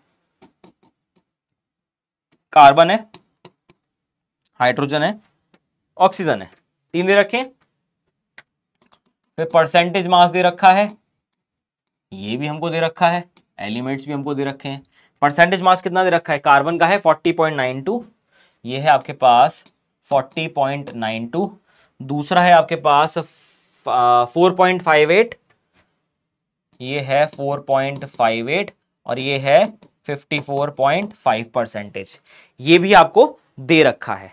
अब तीसरी चीज जो हमको निकालनी है, वो हमको पता होता है इनका मोलर मास। मोलर मास तो हम जानते ही हैं, कितना हो जाएगा, कार्बन के केस में होता है ये 12 ग्राम पर मोल, इस केस में कितना हो जाएगा, 1 हो जाएगा, और इस केस में कितना हो जाएगा, 16 ग्राम पर मोल। क्लियर है? अब सबसे पहले क्या निकालेंगे, फर्स्ट चीज आप निकालोगे number of moles, which is percentage by mass divide by the molar मास, यही निकालोगे आप। क्या करोगे, सबसे पहले आप डिवाइड दे दो 40.92 को आप दे दो डिवाइड 12 से, फिर आप दोगे 4.58 को डिवाइड दोगे आप 1 से, और फिर आप दोगे 54.5 को डिवाइड दोगे 16 से। ठीक है, ये वैल्यूज कुछ आएंगी, कैलकुलेट करके देख लेते हैं। देखो मेरे पास मतलब मेरे पास कैलकुलेटर है, आप लोग ऐसे ही इस्तेमाल मत करना क्योंकि फिर आदत पड़ जाती है। मैं जल्दी के लिए कर रहा हूँ क्योंकि मेरे पास लिमिटेड टाइम है। देखो क्या है, सबसे पहले 40.92 है, 40.92 को मैंने डिवाइड किया है 12 से, ये आएगा 3.41, ये आएगा आपका 3.41। ये तो 4.58 एज इट इज आ जाएगा, और इसको करूंगा 54.5 को डिवाइड देता हूं मैं 16 से, तो ये आ जाएगा 3.40625, ये आ जाएगा। छोटी वैल्यू कौन सी है, सबसे छोटी वैल्यू ये वाली है। तो आप क्या निकालोगे, अब आप नेक्स्ट चीज निकालोगे, अब आप नेक्स्ट चीज निकालोगे जिसको हम क्या बोलते हैं, सिंपलेस्ट रेशियो बोलते हैं, जिसको हम क्या बोलते हैं, सिंपलेस्ट रेशियो। तो जो भी छोटी वैल्यू है उससे सबको डिवाइड देना है, तो इसको डिवाइड दे दो, कितना हो जाएगा 3.41 डिवाइड बाय 3.40625। इसको तो अप्रोक्सीमेटली कह सकता हूं कितना आएगा, ये 1 ही आएगा। लमसम करके बात कर लेता हूं, इसको अगर डिवाइड दूंगा 3.40625 को डिवाइड दूंगा 3.40625 से, तो ये तो एग्जैक्टली 1 आएगा। और अगर मैं डिवाइड देता हूं 4.58 को 3.40625 से, इसको अगर मैंने डिवाइड दिया है कितना आया 4.58 आया है, इसको मैंने डिवाइड दिया है किससे 3.40625 से, ये आ रहा है 1.34, ये आ रहा है 1.34। तो देखो अभी भी वैल्यूज क्या है, सिंपलेस्ट होल नंबर रेशियो में नहीं आई हैं। तो अब क्या करेंगे, अब लास्ट निकालेंगे, अब लास्ट निकालेंगे सिंपलेस्ट होल नंबर रेशियो। इसके लिए आपको करना पड़ेगा एक ऐसी चीज से आप मल्टीप्लाई करो ताकि सारे के सारे जो नंबर हैं वो होल नंबर में कन्वर्ट हो जाएं। तो इसको अगर मैं 1.33 मान लेता, लेट्स से इसको अगर मैं 1.33 मान लेता और इसको 3 से मल्टीप्लाई करूं तो इसकी वैल्यू 4 आ जाएगी। आप करके भी देख लो, जो मेरे पास आया है अगर मैं उसको मल्टीप्लाई करता हूं 3 से तो अप्रोक्सीमेटली 4.03 के आसपास आएगी वैल्यू। तो इसको भी मैं 3 से मल्टीप्लाई कर दूं तो ये तो कितना आ गया, 3 आ गया। इसको मैं 3 से मल्टीप्लाई करूं तो ये कितना आ गया, 4 आ गया। और इसको भी मैं 3 से मल्टीप्लाई करूं तो ये भी कितना आ गया, 3 आ गया। सबको बराबर करना पड़ेगा, अगर आपने 3 से मल्टीप्लाई करना है तो सबको करना है, 2 से मल्टीप्लाई करना है सबको करना है। तो ये आपको पता चल गया 343 आ गया। तो यहां से मैं बोल सकता हूं कि इस कंपाउंड का एम्पेरिकल फॉर्मूला कितना आ गया, विच विल बी C3H4O3 आ गया। ये आ गया मेरे पास पहली चीज। मैं यहां से निकाल सकता हूं कि एम्पेरिकल फॉर्मूला मास कितना होगा, मैं निकाल सकता हूं वो कितना हो जाएगा, कार्बन 3 है तो 12 मल्टीप्लाइड बाय 3 प्लस 4 हाइड्रोजन है मल्टीप्लाइड बाय 1 प्लस 3 ऑक्सीजन है विच इज 16, तो ये कितना हो जाएगा 12 36, तो ये हो गया 36 प्लस 4 40, ये हो गया, और 48 दैट विल बी 88 यू आ गया। ये मेरे पास कितना आ गया, 88 यू आ गया। अब आप देखो क्वेश्चन में क्या दे रखा है, क्वेश्चन में आपको दे रखा है मॉलिक्यूलर मास दे रखा है। तो आपको क्या करना है, नेक्स्ट चीज आपको निकालनी है, एन क्या होता है आपका, एक नंबर होता है जो कि होता है molecular mass divided by empirical formula mass. पहली चीज दे रखी है 176, दूसरी निकाल ली है हमने 88, कितना आ जाएगा, ये तो 2 आ जाएगा। अब तो बहुत आसान हो गया क्वेश्चन, अब तो बहुत आसान हो गया, क्योंकि फाइनली आपको क्या लिखना है, फाइनली बस आपको लिखना है कि यहां से मॉलिक्यूलर फॉर्मूला जो आएगा वो कितना आ जाएगा, वो सिंपली आ जाएगा आपका n multiplied by empirical formula, जो कि कितना हो जाएगा 2 मल्टीप्लाइड बाय C3H4O3, तो ये कितना हो जाएगा C6H8O6। क्या मेरे पास कोई ऑप्शन में दे रखा है ऐसा कुछ, C6H8O6 बिल्कुल दे रखा है, ऑप्शन नंबर बी ही दिख रहा है मुझे। क्या हो जाएगा आंसर, बी आ जाएगा। तो ये सबसे एक्सपेंसिव टाइप के क्वेश्चन है जहां आपसे सारी चीजें कैलकुलेट करवाएगा, कुछ नहीं है, जैसे हमने स्टेप पढ़े थे वैसे ही सॉल्व किया है, इसको देख लो।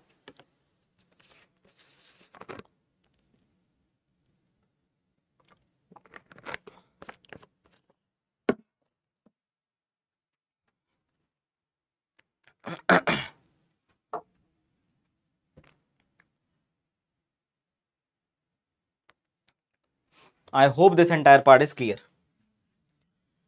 यहां तक की सारी कहानी आपको समझ में आ गई होगी। देखो एक क्वेश्चन मैंने और दिया है, ये आपके होमवर्क के लिए है। ये वैसे तो क्वेश्चन आपके एनसीईआरटी का है, बट काफी अच्छा क्वेश्चन है, इसलिए मैंने इसको यहां पे रख दिया था। क्या बोल रहा है? Welding fuel gas contains carbon and hydrogen only, burning a small sample of it in oxygen gives 3.38 gram carbon dioxide and 0.690 gram of water and no other products. A volume of 10 liter measured at STP of this welding gas is found to weigh 11.6 gram. Calculate empirical formula and molar mass of the gas and molecular formula. तो काफी अच्छा question है, ये आपको करना है। अगर नहीं समझ में आए तो देखो कुछ नहीं है, मैं आपको हिंट दे देता हूं एक, जैसे मैं हमेशा करता हूं ताकि समझ में आ जाए।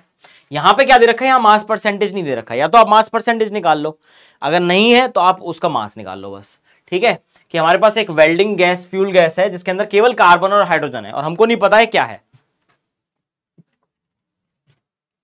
जो मेरे पास वेल्डिंग गैस है, क्या मैं उसको मान सकता हूं कि वो मेरे पास CXHY होगी? मुझे नहीं पता क्या होगी, ऐसे मान लिया CXHY है। ठीक है, अब जब ये CXHY जो दे रखा है, ये CXHY जो दे रखा है, इसको जब मैं ऑक्सीजन में बर्न कर रहा हूं तो मुझे दो प्रोडक्ट मिल रहे हैं, एक तो CO2 मिल रहा है और एक H2O मिल रहा है। क्लियर है? और क्या बोला है? अब ये जो मिलता है, देखो CO2 जो मिल रहा है मुझे, W ऑफ CO2 कितना है? W ऑफ CO2 है मेरे पास 3.38 ग्राम्स, और W ऑफ H2O जो दे रखा है वो दे रखा है 0.69 ग्राम। ये मुझे दे रखा है। अब तुम कंफ्यूज हो रहे होगे कि सर यहां से क्या डेटा निकालेंगे, हमको तो CO2 और H2O दे रखे हैं, हमको तो पता ही नहीं है कि उस कंपाउंड के अंदर कितना कार्बन था, कितना हाइड्रोजन था, ये तो मेरे को पता ही नहीं है। इनिशियली जब तक ये मेरे को नहीं पता है तब तक मैं कुछ नहीं कर सकता हूं, तब तक मैं कुछ नहीं कर सकता हूं। अब उसने क्या बोला, एक चीज और दी है कि a volume of 10 litre measured eight STP of this welding gas is found two way 11.6 ग्राम। ये काफी अच्छा डेटा दे रखा है आपको, ये काफी अच्छा डेटा दे रखा है, ये आपकी बहुत ज्यादा हेल्प करेगा, ये आपकी बहुत ज्यादा हेल्प करेगा। देखो आपको पता है कि नंबर ऑफ मोल्स क्या होते हैं? नंबर ऑफ मोल्स होते हैं आपका W बाय M, मतलब given weight divide by molar mass, will be equal to volume of gas at STP divided by 22.4। ठीक है, अब W आपको दे रखा है कितना है? 11.6 है। मोलर मास आपको पता नहीं है कि गैस का मोलर मास कितना है। वॉल्यूम एट STP आपको पता है कितना दे रखा है? 10 लीटर दे रखा है, और 22.4 आपको पता ही है। तो यहां से आप कुछ ना कुछ करके जो मोलर मास है वो आप निकाल सकते हो, मोलर मास ऑफ गैस आप निकाल सकते हो सबसे पहले। तो आप क्या बोलोगे कि molar mass of the gas क्या हो जाएगा? W multiplied by 22.4 divided by volume of gas at STP, ये आप निकाल सकते हो। तो W कितना दे रखा है? उसने दिया है 11.6 दे रखा है, multiplied by 22.4 divide by volume कितना था? 10 लीटर था। तो ये कितना हो जाएगा? ये हो जाएगा 11.6 मल्टीप्लाइड बाय 2.24 हो जाएगा। ये तो पहले आप कैलकुलेट कर लो और यहां से आपको पता चल जाएगा कि कितना आपका जो मोलर मास है गैस का वो आने वाला है। बहुत सिंपल सी कैलकुलेशन है, देखो ये आपको पता चल जाएगा। अगर मैं इसको सॉल्व भी कर लेता हूँ, आएगा 11.6 मल्टीप्लाइड बाय 2.24 आएगा। हाँ, मतलब 26 के आसपास आ जाएगा आपका। ये 25.98 है वैसे तो, बट हाँ आप अप्रोक्सीमेटली इसको बोल सकते हो कि 26 आएगा। ये आपका अप्रोक्सीमेटली 26 आ जाएगा। कितना आ जाएगा ये अगर सॉल्व करोगे तो? अप्रोक्सीमेटली ही बता रहा हूं मैं, ये 26 ग्राम पर मोल आ जाएगा। तो ये पहली चीज आपने निकाल ली है, बट अभी भी समझ में नहीं आया इस डेटा का क्या मतलब है सर, इसको कैसे सॉल्व करेंगे? तो देखो कुछ नहीं करना है, इसको सॉल्व करने वाला एनालिसिस बहुत आसान है, बहुत ज्यादा इजी है। आपको क्वेश्चन में क्या चाहिए? आपको क्वेश्चन में चाहिए percentage of mass percentage of carbon and mass percentage of hydrogen in the compound, वो आपको चाहिए। तो इसके लिए आपको पता होना चाहिए कि इसके अंदर कितना कार्बन का परसेंटेज था और कितना हाइड्रोजन का परसेंटेज था। उसके लिए ये डेटा दे रखा है, उसके लिए बेसिकली ये डेटा दे रखा है। आप अगर निकालोगे यहां से, याद रखना, याद रखना, देखो मैं बहुत बहुत इंपॉर्टेंट चीज बताने वाला हूं, इसको नोट कर लेना, ऐसे क्वेश्चन में आपको हेल्प करेगा। ऐसे काफी सारे अलग अलग क्वेश्चन आएंगे जो आपके यूडियोमेट्री के अंदर भी आते हैं, तो वहां भी आपको हेल्प करेगा। क्योंकि मेरे पास कंपाउंड था, मैंने स्टार्ट किया था CXHY से, अननोन अमाउंट था, O2 के साथ रिएक्ट करवाया, मैंने क्या किया, O2 के साथ रिएक्ट करवाया और फाइनली इन्होंने दिया CO2 as well as H2O। ठीक है, अब CO2 तो मुझे पता है ना, CO2 तो मुझे पता है कि अगर मैं मोलर मास निकालूंगा CO2 का, वो कितना आएगा, वो आ जाएगा 12 तो हो गया कार्बन का और 32 हो गया ऑक्सीजन का, तो आ जाएगा 44 ग्राम। मुझे मोलर मास जो है वो H2O का भी पता है, वो कितना होता है, वो 18 ग्राम होता है। पर मोल रहेगा डेफिनेटली, ये मेरे को डेटा पता है। तो यहां से एक बहुत अच्छी चीज आती है, देखो यहां से एक बहुत अच्छी चीज आती है। आप बोलोगे कि आपका 44 ग्राम जो CO2 था उसके अंदर 12 ग्राम जो है वो कार्बन है। तो आपको पूछा जाए कि 1 ग्राम CO2 में कार्बन कितना होगा, तो आप बोलोगे 12/44 ग्राम जो होगा उसके अंदर कार्बन होगा। तो क्वेश्चन में कितना बना है, ये बना है 3.38 ग्राम ऑफ CO2 बना है। तो आप क्या बोलोगे कि 3.38 ग्राम जो है CO2 उसके अंदर कार्बन कितना होगा, आप बोलोगे 12/44 मल्टीप्लाइड बाय कितना हो जाएगा, 3.38 ग्राम कार्बन बना होगा। यहां से कार्बन का वेट आ गया, क्लियर है। नेक्स्ट पार्ट सेम तरीके से आप H2O के लिए भी निकाल लो, क्या बोलोगे, आप बोलोगे कि 18 ग्राम H2O जो होता है उसके अंदर 2 ग्राम जो होती है वो हाइड्रोजन होती है। तो 1 ग्राम H2O के अंदर हाइड्रोजन कितना होगा, 2/18 ग्राम हाइड्रोजन होगा। तो क्वेश्चन में जो मेरे को दे रखा है वो दे रखा है 0.69 ग्राम H2O दे रखा है बना है जो, उसके अंदर हाइड्रोजन कितना हो जाएगा, 2/18 multiplied by 0.69 gram of hydrogen हो जाएगा। आई बात समझ में, क्या ये बात क्लियर है, जल्दी से देख लो, क्या ये बात सबको क्लियर है, जल्दी बताओ, क्या ये बात सबको क्लियर है। तो आप सिंपली क्या बोल सकते हो, अगर मेरी ये कैलकुलेशन आ गई है तो यहां से मेरे को हाइड्रोजन का और कार्बन का दोनों का अमाउंट पता चल गया है, मुझे दोनों का ही अमाउंट पता चल गया है। और अब परसेंटेज निकालना बहुत आसान है, और परसेंटेज नहीं भी निकालना चाहते तो भी चलेगा, आपके पास टेबल पूरी, मैंने आपको बोला था टेबल में क्या क्या हो सकता है। देखो भाई टेबल में मैंने क्या बोला था आपको, ध्यान से देखो, मैंने क्या बोला था आपको टेबल में कि यहां पे जब आपको परसेंटेज दे रखा है, ये परसेंटेज दे रखा है, इसकी जगह आपको गिवन वेट भी दे रखा हो सकता है। इसके केस में आपको गिवन वेट भी दे रखा हो सकता है, या आपको परसेंटेज दे रखा हो सकता है। तो हमने गिवन वेट तो निकाल लिया, नंबर ऑफ मोल्स निकालना तो अब हमारे लिए बहुत इजी काम है। क्या हो जाएगा, जो भी हमारे पास गिवन वेट आया उसको बस मोलर मास से डिवाइड कर देना है, तो आपके पास पूरी टेबल अब बन जाएगी। इतनी हिंट मेरे को देनी थी इस क्वेश्चन में, और काफी अच्छा क्वेश्चन था इसीलिए इतनी ही हिंट देनी थी। ये हिंट से आप पूरा क्वेश्चन सॉल्व कर सकते हो, ठीक है। अब इसके आगे केवल आप पे छोड़ रहा हूं, ये होमवर्क में दे रहा हूं, मुझे बता देना अगर सॉल्व हो जाए, और अगर नहीं हो तो भी बता देना, ठीक है। एनसीईआरटी का ही क्वेश्चन है बट काफी अच्छा है, काफी ही अच्छा क्वेश्चन है।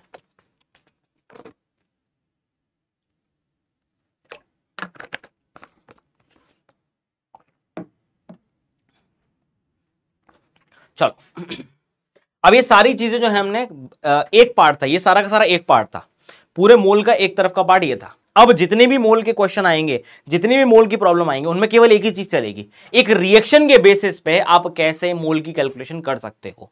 अब सारा पार्ट उसी चीज पे टिका हुआ है कि एक मोल की कैलकुलेशन रिएक्शन के बेसिस पे कैसे चलती है। तो पहली चीज जो इसके अंदर आती है वो आती है रिएक्शन को समझना, कि रिएक्शन होती क्या है, रिएक्शंस को लिखते कैसे हैं। तो आपको पता है कि आपके पास इनिशियली कुछ केमिकल्स होंगे, लैब के अंदर आपने जाके देखा ही होगा कि मेरे पास HCl है, एसिड है, मेरे पास एक बेस है NaOH है, मैंने दोनों को मिक्स कर दिया और फाइनली एक रिएक्शन हो गई। उस रिएक्शन में या तो आपको फिजिकली कुछ चेंज दिख जाएगा या आपको केमिकली कोई चेंज दिखेगा, मतलब हीट निकलती हुई दिख जाएगी, कलर चेंज होता हुआ दिख जाएगा, कोई गैसेस जो है वो निकलना शुरू हो जाएंगी, आपका वॉल्यूम चेंज हो जाएगा, आपकी प्रॉपर्टीज जो है वो चेंज हो जाएंगी। मतलब किसी भी तरीके से आप पता कर सकते हो कि दो चीजों को जब मैंने मिलाया था, दो केमिकल्स को जब मैंने मिलाया था तो एक रिएक्शन हो गई। अब उसको रिप्रेजेंट कैसे करना है, उसको रिप्रेजेंट करने के लिए हमारे पास जो टर्म आता है वो आता है केमिकल इक्वेशंस। अब केमिकल इक्वेशंस याद रख लेना, कभी भी रैंडम नहीं चलती हैं, कभी भी केमिकल इक्वेशंस कोई रैंडम नहीं चलती है, वो हमेशा चलती हैं with the help of laws of chemical combination. उनमें लॉज ऑफ केमिकल कॉम्बिनेशन लगते हैं तभी वो चलती हैं। ऐसा नहीं है कि हाइड्रोजन ऑक्सीजन के साथ ऐसे रैंडमली कंबाइन कर जाएगा, एक फिक्स रेशियो रहता है हाइड्रोजन और ऑक्सीजन का, तब जाके वो कंबाइन करके वाटर की फॉर्मेशन करते हैं कि दो हाइड्रोजन के एटम होंगे, एक ऑक्सीजन होगा, तब वो कंबाइन करके H2O बनाएंगे। एक नाइट्रोजन होगा, दो ऑक्सीजन होंगे, वो कंबाइन करके NO2 बना देंगे। दो नाइट्रोजन एक ऑक्सीजन के साथ कंबाइन करके N2O भी बना देंगे। तो ये सारी रिएक्शंस जो होती है ना वो हाईली स्पेसिफिक होती हैं। अब आपको याद रखना है कि ये सारी की सारी चीजें जो हैं वो काम करती हैं लॉज ऑफ केमिकल कॉम्बिनेशंस पे। और ऐसे हमारे पास 4 मेन लॉज आते हैं केमिकल कॉम्बिनेशन के, जिसमें सबसे पहला पार्ट तो बहुत आसान है, इसमें मुझे बताने की जरूरत भी नहीं होनी चाहिए। इसको बोलते हैं law of conservation of mass. Conservation of मास ये बोलता है कि चाहे मैं फिजिकल चेंज लूं, फिजिकल चेंज क्या होता है कि मैं सॉलिड को लिक्विड में कन्वर्ट कर रहा हूं, मैं सॉलिड को लिक्विड में कन्वर्ट कर रहा हूं और लिक्विड को सॉलिड में कन्वर्ट कर रहा हूं।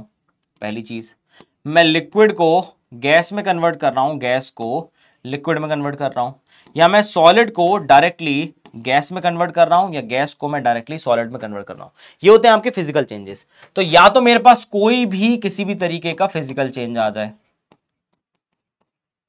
फिजिकल चेंज मतलब आप स्टेट चेंज कर रहे हो, या फिर आपके पास कोई भी केमिकल चेंज आ जाए। केमिकल चेंज मतलब आप केमिकल रिएक्शन ही करवा रहे हो। उस केस में ऐसा बोला जाता है कि रिएक्टेंट मैंने जितना लिया था टोटल अमाउंट, प्रोडक्ट भी उतना ही अमाउंट बनना चाहिए। यह आपका सिंपल आता है पहला लॉ ऑफ केमिकल कॉम्बिनेशन, जिसको हम बोलते हैं लॉ ऑफ कंजर्वेशन ऑफ मास। कि मतलब एंटायर रिएक्शन में मास कहीं नहीं जाएगा, मास का कुछ नहीं होने वाला है, वो बस एक केमिकल से दूसरे केमिकल में ट्रांसफर हो जाएगा, बट वो कंजर्व रहेगा। तो कहने का मतलब क्या है कि जो मेरा मास ऑफ रिएक्टेंट है वो हमेशा इक्वल होता है मास ऑफ प्रोडक्ट के।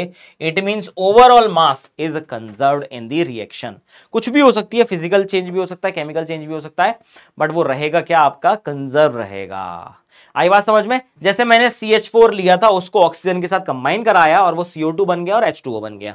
अब मैं देखूं तो CH4 मैंने 16 ग्राम लिया था, अब मैंने जो ऑक्सीजन लिया था वो आपका 64 ग्राम लिया था, तो टोटल कितना आ रहा था, 80 ग्राम आ रहा था। अब जब मैंने वेइंग स्केल पे इसको रखा था इनिशियली तो 80 ग्राम दिखा रहा था। जब फाइनली दोनों को एक साथ मिक्स कर दिया, रिएक्शन हो गई और बाद में क्या बना, एक CO2 बना और वाटर बना। इन दोनों का भी जब टोटल अमाउंट निकाला तो भी कितना आ गया, 80 आ गया। मतलब रिएक्टेंट में जितना लिया था और प्रोडक्ट में जितना बना है दोनों बिल्कुल एग्जैक्टली सेम है। ये बताता है law of conservation of mass. But याद रख लेना, ऐसा हर जगह एप्लीकेबल नहीं होता है। आप क्या बोलोगे, सीधे सीधे नॉट एप्लीकेबल।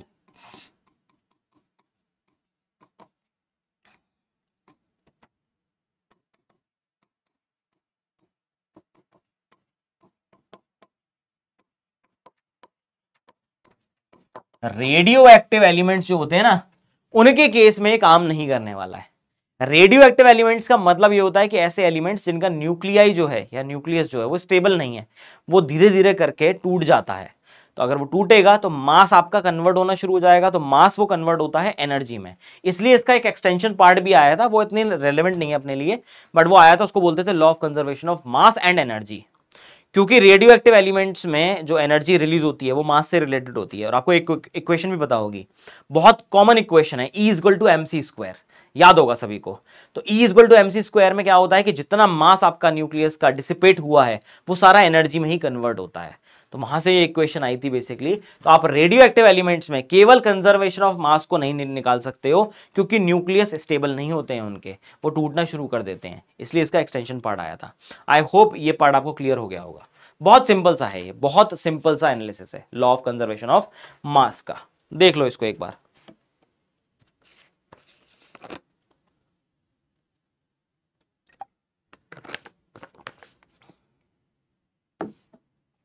ठीक है, एक क्वेश्चन देख लेते हैं।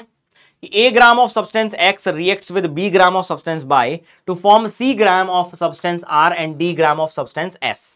Okay, this reaction can be represented as X plus Y is equal to R plus S. The relation established in the amounts of reactant and product will be. तो सबसे पहले मैं क्या बोलूंगा कि यहां पर तो लगेगा आपका law of conservation of mass, और वो क्या बोलेगा, वो सिंपल बोलेगा कि total mass of reactant will be equal to total mass of product, क्योंकि मास तो कंजर्व रहने वाला है। अगर वो कंजर्व रहेगा इसका मतलब क्या है, पहले मैं निकाल लूं कि मास ऑफ रिएक्टेंट कितना होगा, मास ऑफ रिएक्टेंट। अब रिएक्टेंट में क्या है, एक्स और वाई है, और एक्स और वाई का कितना दे रखा है, A ग्राम एक्स दे रखा है, B ग्राम वाई दे रखा है, तो क्या हो जाएगा, A प्लस B हो जाएगा। आप निकालोगे मास ऑफ प्रोडक्ट, प्रोडक्ट में क्या है आर और एस है, तो सी ग्राम आर है और डी ग्राम एस है, तो सी प्लस डी कर दोगे तो फाइनली क्या आ जाएगा आपके पास कि ए प्लस बी जो है वो इक्वल हो जाएगा सी प्लस डी के। आई hope this part is clear. ये फाइनल रिलेशन है आपका, बहुत आसान सा क्वेश्चन है, बस कंजर्वेशन ऑफ मास से आता है। अब इसके बाद जो आपका लॉ आएगा तो काफी इंटरेस्टिंग है, वो बताता है कि जब भी कंपाउंड की फॉर्मेशन होती है ना, रैंडम नहीं होती है, चाहे उसका सोर्स कोई भी हो। किसी भी कंपाउंड के सोर्सेस कई सारे हो सकते हैं, आप काफी सारी रिएक्शन से उनको बना सकते हो, या उनके सोर्सेस नेचुरली अकरिंग भी हो सकते हैं, बट वहां पे जो कंपाउंड मिलता है ना वो रैंडमली नहीं बनता है, वो हमेशा एक स्पेसिफिक कॉम्बिनेशन के साथ ही बनता है। इसलिए जो सेकंड लॉ आता है आपका उसको हम क्या बोलते हैं, लॉ ऑफ डेफिनेट प्रपोर्शन, और इसी का दूसरा नाम भी है, इसी को हम बोलते हैं लॉ ऑफ कांस्टेंट कॉम्पोजिशन। क्या बोलते हैं इसको, लॉ ऑफ कांस्टेंट कॉम्पोजिशन। मतलब कहने का क्या है, whatever the source of a compound में बी, चाहे कंपाउंड का सोर्स कोई भी हो, their elements always combine in a fix ratio of their mass, उनके एलिमेंट्स हमेशा एक मास के स्पेसिफिक रेशियो में ही कंबाइन करेंगे। जैसे मैं बात करता हूं वाटर की, वाटर के केस में इसके जो सोर्सेज हैं मल्टीपल हैं, मतलब काफी सारे सोर्सेज हैं वाटर के। आप देख लो, आप वाटर को सी से भी निकाल सकते हो, तो आपका सी वाटर आ जाएगा, आपके टैप्स में तो आता ही होगा, तो आपके पास टैप वाटर भी आ जाएगा। आपके पास अगर देखोगे तो आप एसिड और बेस की रिएक्शन करवा दो, वहां से भी आपके पास वाटर ही बनेगा, सॉल्ट बनता है, सॉल्ट प्लस वाटर बनता है ना, तो आपका इस केस में भी क्या आ जाएगा, वाटर बन जाएगा। आप अगर हाइड्रोजन को ऑक्सीजन के साथ कंबाइन करते हो तो भी आपके पास वाटर ही बनेगा। मतलब सोर्सेस कोई भी हो, कंपाउंड के मल्टीपल सोर्सेस चाहे कोई भी हो, अगर मैं हर कंपाउंड में देखूंगा वाटर क्या है, H2O ही है, वाटर क्या है, H2O ही है। तो अगर मैं मास रेशियो देखूंगा इसका, तो 2 हाइड्रोजन है तो उनका मास कितना होगा 2, ऑक्सीजन का कितना होता है 16, तो क्या हो जाएगा, हमेशा 1:8 के रेशियो में ही हाइड्रोजन और ऑक्सीजन कंबाइन करेंगे। हमेशा हाइड्रोजन और ऑक्सीजन जो हैं वो हमेशा 1:8 के रेशियो में ही कंबाइन करेंगे। ये बताता है ये लॉ, देख लो अच्छे से।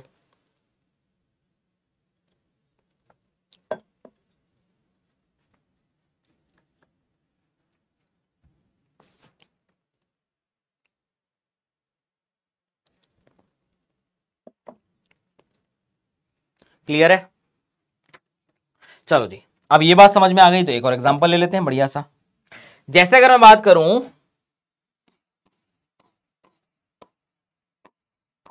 कार्बन डाइऑक्साइड की, बात कर लेता हूं, बहुत कॉमन चीज है आजकल, तो बहुत मिल जाती है, पॉल्यूशन ही पॉल्यूशन है।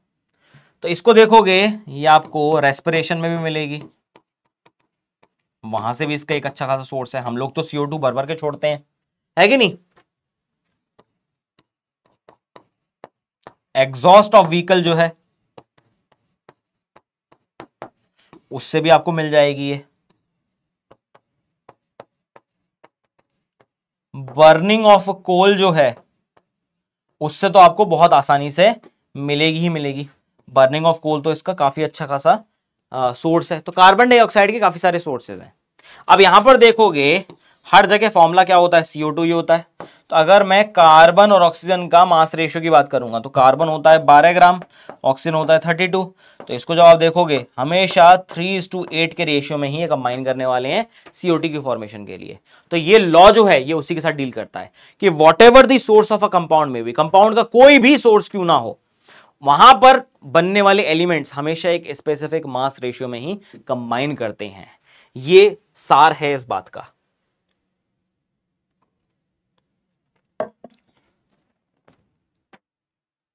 क्लियर है? आई होप ये समझ में आ गया होगा, आई होप ये समझ में आ गया होगा। कुछ क्वेश्चन भी रखे हैं मैंने, वो आपके प्रैक्टिस के लिए हैं, होमवर्क में दे रहा हूं वो क्वेश्चन, वो आप कर लेना, देख लेना। नेक्स्ट जो आता है वो आता है law of multiple proportion. Law of multiple proportion क्या बोलता है कि ऐसा पॉसिबल है कि आप दो एलिमेंट को जब कंबाइन करो तो आप मल्टीपल कंपाउंड्स बना सकते हो। मतलब combination of if two elements combine to form more than one type of compounds, तो दो एलिमेंट अगर कंबाइन करते तो पहली बात तो एक से ज्यादा टाइप के कंपाउंड बनना पॉसिबल है, बिल्कुल पॉसिबल है। उस केस में आपको क्या करना है, ये भी ऐसे रैंडम नहीं होता है। अगर दो एलिमेंट आपके कंबाइन कर रहे हैं और वो काफी सारे कंपाउंड्स बना रहे हैं तो ये प्रोसेस भी रैंडम नहीं है। अगर उनमें से किसी एक के मास को मैं क्या कर दूं, फिक्स कर दूं, तो बाकी जो दूसरा एलिमेंट बचा हुआ है, बाकी जितने कंपाउंड हैं उनके केस में, तो उसका रेशियो भी जो आएगा वो भी होल नंबर रेशियो आएगा। मतलब क्या है, if two elements combine to form two और more two compounds, more than two compounds, the weight of one element which combines with a fixed weight of another in these compounds actually have the simple whole number ratio by weight। अब ये statement जो हैं वो ऐसे तो बड़े खतरनाक लगते हैं, बट अगर मैं एग्जांपल देके बताऊंगा ना 2 मिनट में समझ में आ जाएगा, 2 मिनट में समझ में आ जाएगा। देखो पहला एग्जांपल लेता हूं, बहुत कॉमन है। कार्बन और ऑक्सीजन को कंबाइन करो, एक तो बनाओगे CO और एक तुम बनाओगे CO2, यही दो बनते हैं। CO के केस में अगर मैं देखूंगा तो कार्बन कितना है, 12 ग्राम है, और ऑक्सीजन कितना है, 16 ग्राम है। इसके केस में अगर मैं CO2 के केस में देखूंगा तो कार्बन कितना है, 12 ग्राम है, और ऑक्सीजन कितना है, क्योंकि दो हैं ऑक्सीजन तो ये 32 ग्राम हो जाएंगे। सही है कि नहीं? अब एक एलिमेंट जिसका मास आपको सेम दिख रहा है उसको फिक्स कर दो, क्योंकि ये दोनों सेम है, इसको मैंने कर दिया फिक्स। तो अब मैं क्या देखूंगा, oxygen in case of CO is to oxygen in case of CO2, यही देखूंगा। इन दोनों का रेशियो तो देखूंगा, क्या मिलेगा, पहले केस में 16 है, दूसरे केस में 32 है, क्या आ गया देखो 1:2 आ गया। काफी ही अच्छा खासा आपका रिलेशन आया है, काफी अच्छा खासा रिलेशन आया है। क्लियर है? क्लियर है? चलो जी, मे बी अभी ये क्लियर नहीं हुआ होगा, मे बी अभी वो बात नहीं बनी होगी, दोबारा कर लेते हैं, कोई दिक्कत थोड़ी है। आप करो कंबाइन हाइड्रोजन को ऑक्सीजन के साथ, और यहां पे सबसे पहले जो बनेगा वो बनेगा H2O, और दूसरा जो बनेगा वो बनेगा H2O2। दोनों बन सकते हैं, हाइड्रोजन के साथ ऑक्सीजन जब कंबाइन करता है तो वाटर भी बन सकता है और हाइड्रोजन पेरोक्साइड भी बन सकता है। अब पहले केस में मैं अगर हाइड्रोजन को देखूंगा तो ये तो आएगा 1 ग्राम, और अगर ऑक्सीजन को देखूंगा तो वो आएगा 16 ग्राम, सॉरी 1 नहीं 2 ग्राम आएगा, माई मिस्टेक, ये 2 ग्राम आएगा, क्योंकि दो हाइड्रोजन है ना, और 16 ग्राम क्या आएगा मेरा, ऑक्सीजन आएगा। अगर मैं H2O2 में देखता हूं तो हाइड्रोजन फिर से क्या आ गया मेरा, 2 ग्राम आ गया, और क्योंकि ऑक्सीजन 2 थे मेरे पास, ये आ गया 32 ग्राम। हाइड्रोजन फिर से सेम है, मान लो इसको फिक्स कर देता हूं, मान लो इसको फिक्स कर देता हूं, किसी एक एलिमेंट को आपको फिक्स करना ही पड़ेगा। आप ऑक्सीजन को भी कर सकते हो, बट उसका मास फिर आपको मैच करना पड़ेगा। अगर आपको पहले से मैच दिख रहा है तो आपको करने की जरूरत ही नहीं है। तो आप क्या देखोगे, ऑक्सीजन देखोगे इन case of H2O and oxygen देखोगे इन केस ऑफ H2O2, तब आपको समझ में आएगा रेशियो कितना आएगा, 16:32, मतलब कितना आ गया, 1:2 आ गया। आई बात समझ में? आई बात समझ में?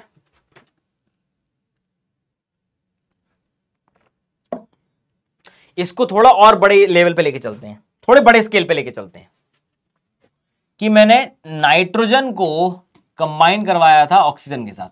मैंने क्या किया था, नाइट्रोजन को कंबाइन करवाया था ऑक्सीजन के साथ, और यहां तो भर भर के कंपाउंड बनते हैं आपके, भर भर के कंपाउंड बनते हैं। देखो भाई, सबसे पहले आपका बनेगा कंपाउंड जिसको हम बोलते हैं N2O, नाइट्रस ऑक्साइड। फिर जो दूसरा बनेगा वो बनेगा NO, नाइट्रिक ऑक्साइड। फिर बनेगा N2O3, डाई नाइट्रोजन ट्राइऑक्साइड। फिर बनेगा N2O4, डाई नाइट्रोजन टेट्रोक्साइड। फिर बनेगा N2O5, डाई नाइट्रोजन पेंटॉक्साइड। ये बन जाते हैं। अब इनके केस में अगर मैं डेटा देखूंगा तो N2O में नाइट्रोजन कितना है, 28 ग्राम होगा, दो नाइट्रोजन है ना, 14 मल्टीप्लाइड बाय 2। ऑक्सीजन कितना है, 1 है, तो ये 16 हो जाएगा। NO में देखूंगा ये कितना होगा, 14, ये कितना होगा, 16। यहां मैं देखूंगा तो दो नाइट्रोजन है, फिर से कितना हो जाएगा, 28, 3 ऑक्सीजन है तो ये हो जाएगा 48। यहां देखूंगा तो नाइट्रोजन फिर से 28 है, ऑक्सीजन 4 है तो ये हो जाएगा 64। इस केस में देखूंगा तो नाइट्रोजन फिर से 28 है और ये हो जाएगा 80। देख रहे हो? अब मुझे किसी एक को तो फिक्स करना पड़ेगा। मैं मान लेता हूं कि इसको मैं फिक्स कर देता हूं, नाइट्रोजन को मैंने फिक्स कर दिया, but I need to make sure कि सब जगह सेम अमाउंट हो हाइड्रोजन का, नाइट्रोजन का। अब क्योंकि इस केस में नाइट्रोजन केवल 14 था, तो इसको मैं 2 से मल्टीप्लाई कर दूं तो मुझे इधर भी 2 से मल्टीप्लाई करना पड़ेगा। अब की बारी क्या हो गया, अब की बारी हो गया 28 और ये कितना हो गया, ये हो गया 32। अब ये फिक्स हो चुका है सब जगह, तो आप ऐसे कर सकते हो, ऐसे आप अलाउड है करना। अब मैं अगर देखूंगा, मैं देखूंगा oxygen in case of N2O and मैं देखूंगा oxygen in case of NO, फिर मैं देखूंगा oxygen in case of N2O3, फिर मैं देखूंगा oxygen in case of N2O4 और फिर मैं देखूंगा oxygen in case of N2O5। इन सबका रेशियो देखूंगा तो मुझे देखने को मिलेगा 16:32:48:64:80। ये मुझे देखने को मिल रहा है। ये कुछ एक टेबल जैसी लग रही है कि 16, 32, 48, 64 और 80, ये क्या है 1, 2, 3, 4, 5। कैसा रेशियो आ गया 1:2:3:4:5। सिंपल होल नंबर रेशियो आ गया। तो आपका रूल यही प्रूव करता है। क्लियर है?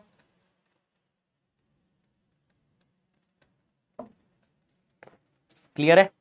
इसी को हम बोलते हैं लॉ ऑफ मल्टीपल प्रपोर्शन। इसको हम बोलते हैं लॉ ऑफ मल्टीपल प्रपोर्शन।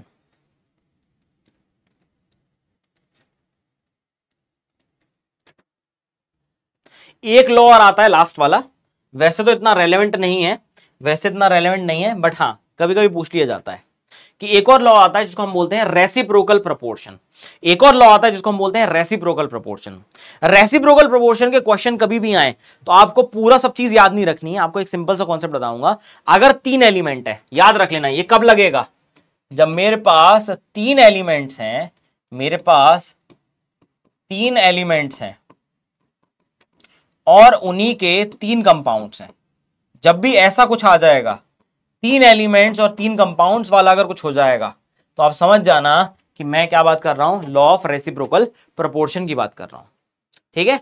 तो इसमें क्या बोलता है कि अगर मैं 2 एलिमेंट्स को किसी तीसरे एलिमेंट के साथ कंबाइन करता हूं और उनके कंपाउंड बनाता हूं, और उसमें मैं रेशियो देखता हूं उन दोनों एलिमेंट्स का, और फिर जब मैं दोनों एलिमेंट को डायरेक्टली कंबाइन करवाता हूं और फिर मैं उस रेशियो को देखता हूं, तो या तो वो दोनों रेशियो सेम आएंगे या फिर से वो एक सिंपल होल नंबर रेशियो में आएंगे। थोड़ा सा मतलब डिफरेंट है, ये समझना थोड़ा सा डिफिकल्ट भी है। मैं इसको थोड़ा इजी करता हूं, देखो इसको मैं थोड़ा सा इजी ब्रेक डाउन करता हूं इसको, कि आप कैसे समझ सकते हो, आप किस तरीके से इसको समझोगे। जैसे मेरे पास 3 एलिमेंट थे, एक था मेरे पास कार्बन, एक था मेरे पास हाइड्रोजन और एक था मेरे पास ऑक्सीजन। तो हाइड्रोजन और ऑक्सीजन को मैंने पहले एक थर्ड एलिमेंट जो है कार्बन, उसके साथ कंबाइन कराया। तो हाइड्रोजन ने जब कार्बन के साथ कंबाइन किया तो उसने बनाया CH4, ऑक्सीजन ने जब कार्बन के साथ कंबाइन किया तो उन्होंने बनाया CO2। और जब मैं इन दोनों एलिमेंट को डायरेक्टली कंबाइन करवाता हूं, फिर मैं देखता हूं, फिर मेरे पास क्या आएगा, हाइड्रोजन एंड ऑक्सीजन का कॉम्बिनेशन H2O। अब मैं इसके केस में H और ऑक्सीजन का रेशियो देख सकता हूं, बट इनके केस में H और ऑक्सीजन का रेशियो कैसे देखूं, क्योंकि तीसरा एलिमेंट भी इन्वॉल्व है। तो मुझे उस तीसरे एलिमेंट का एक फिक्स मास लेना पड़ेगा, मुझे उसको फिक्स करना पड़ेगा। कैसे? देखो भाई, सबसे पहले अगर मैं CH4 की बात करूंगा तो यहां कार्बन इज टू हाइड्रोजन का रेशियो अगर आप देखोगे तो वो हो जाएगा 12:4। सही है? कार्बन क्योंकि 12 दे रखा है मेरे पास, 12 होता है उसका मास, 4 हाइड्रोजन उनका 4 हो जाएगा। अगर मैं CO2 के केस में देखता हूं तो यहां कार्बन इज टू ऑक्सीजन का रेशियो क्या दे रखा होगा मुझे, वो दे रखा होगा 12:32 दे रखा होगा। तो यहां पे भी 12 है, यहां पे भी 12 है। क्या मैं कार्बन को फिक्स कर सकता हूं? बिल्कुल कर सकता हूं। अगर मैंने कार्बन को फिक्स कर दिया तो मैं क्या देखूंगा, हाइड्रोजन जो कि CH4 से आया है, उसका रेशियो देख रहा हूं ऑक्सीजन के साथ जो CO2 से आया है। तो ये कितना आएगा, ये आएगा 4:32। और इसको अगर आप सॉल्व करोगे तो कितना आ जाएगा, ये 1:8 आ जाएगा। ठीक है भाई। अब अगर H2O डायरेक्टली लेता, हाइड्रोजन और ऑक्सीजन का डायरेक्ट कॉम्बिनेशन देखता, तो मैं देखता रेशियो हाइड्रोजन जो कि H2O के अंदर है, H2 ऑक्सीजन जो कि फिर से H2O के अंदर है, इनका रेशियो कितना आता, हाइड्रोजन 2 है, ऑक्सीजन 16 है, ये फिर से कितना आ जाएगा, 1:8 आ जाएगा। क्या दोनों रेशियो सेम दिख रहे हैं आपको? बिल्कुल दिख रहे हैं। यही कंडीशन थी रेसिप्रोकल प्रोपोर्शन की। अब या तो ये सेम हो सकते हैं या ये सिंपल होल नंबर रेशियो में हो सकते हैं। तो जो सेकंड पार्ट में आपको दे रहा हूं होमवर्क के लिए, वो आप खुद करके देखना और फिर मुझे बताना।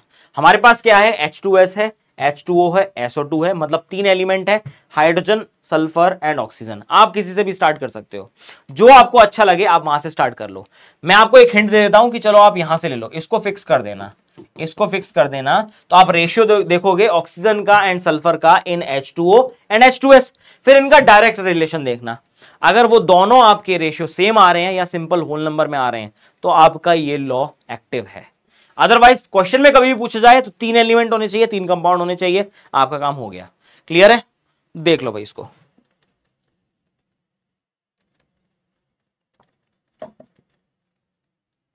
यहां तक आते आते हमने सारी बात कर ली है, जितने भी केमिकल कॉम्बिनेशन के लॉ थे।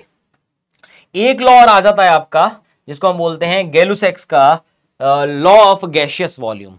ये वाला जो वॉल्यूम है, क्योंकि आपने याद होगा आपको डाल्टन की एटॉमिक थ्योरी में गैसेस के बारे में कोई जिक्र नहीं था। डाल्टन की जो एटॉमिक थ्योरी थी उसमें गैसेस के बारे में कोई भी जिक्र नहीं था, तो आपका ये लॉ जो है ये केवल गैसेस के लिए लगता है। ये वाला जो लॉ है ये आपका, इसको बोलते हैं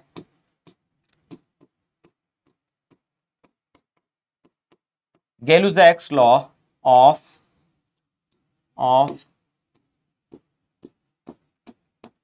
gaseous volumes.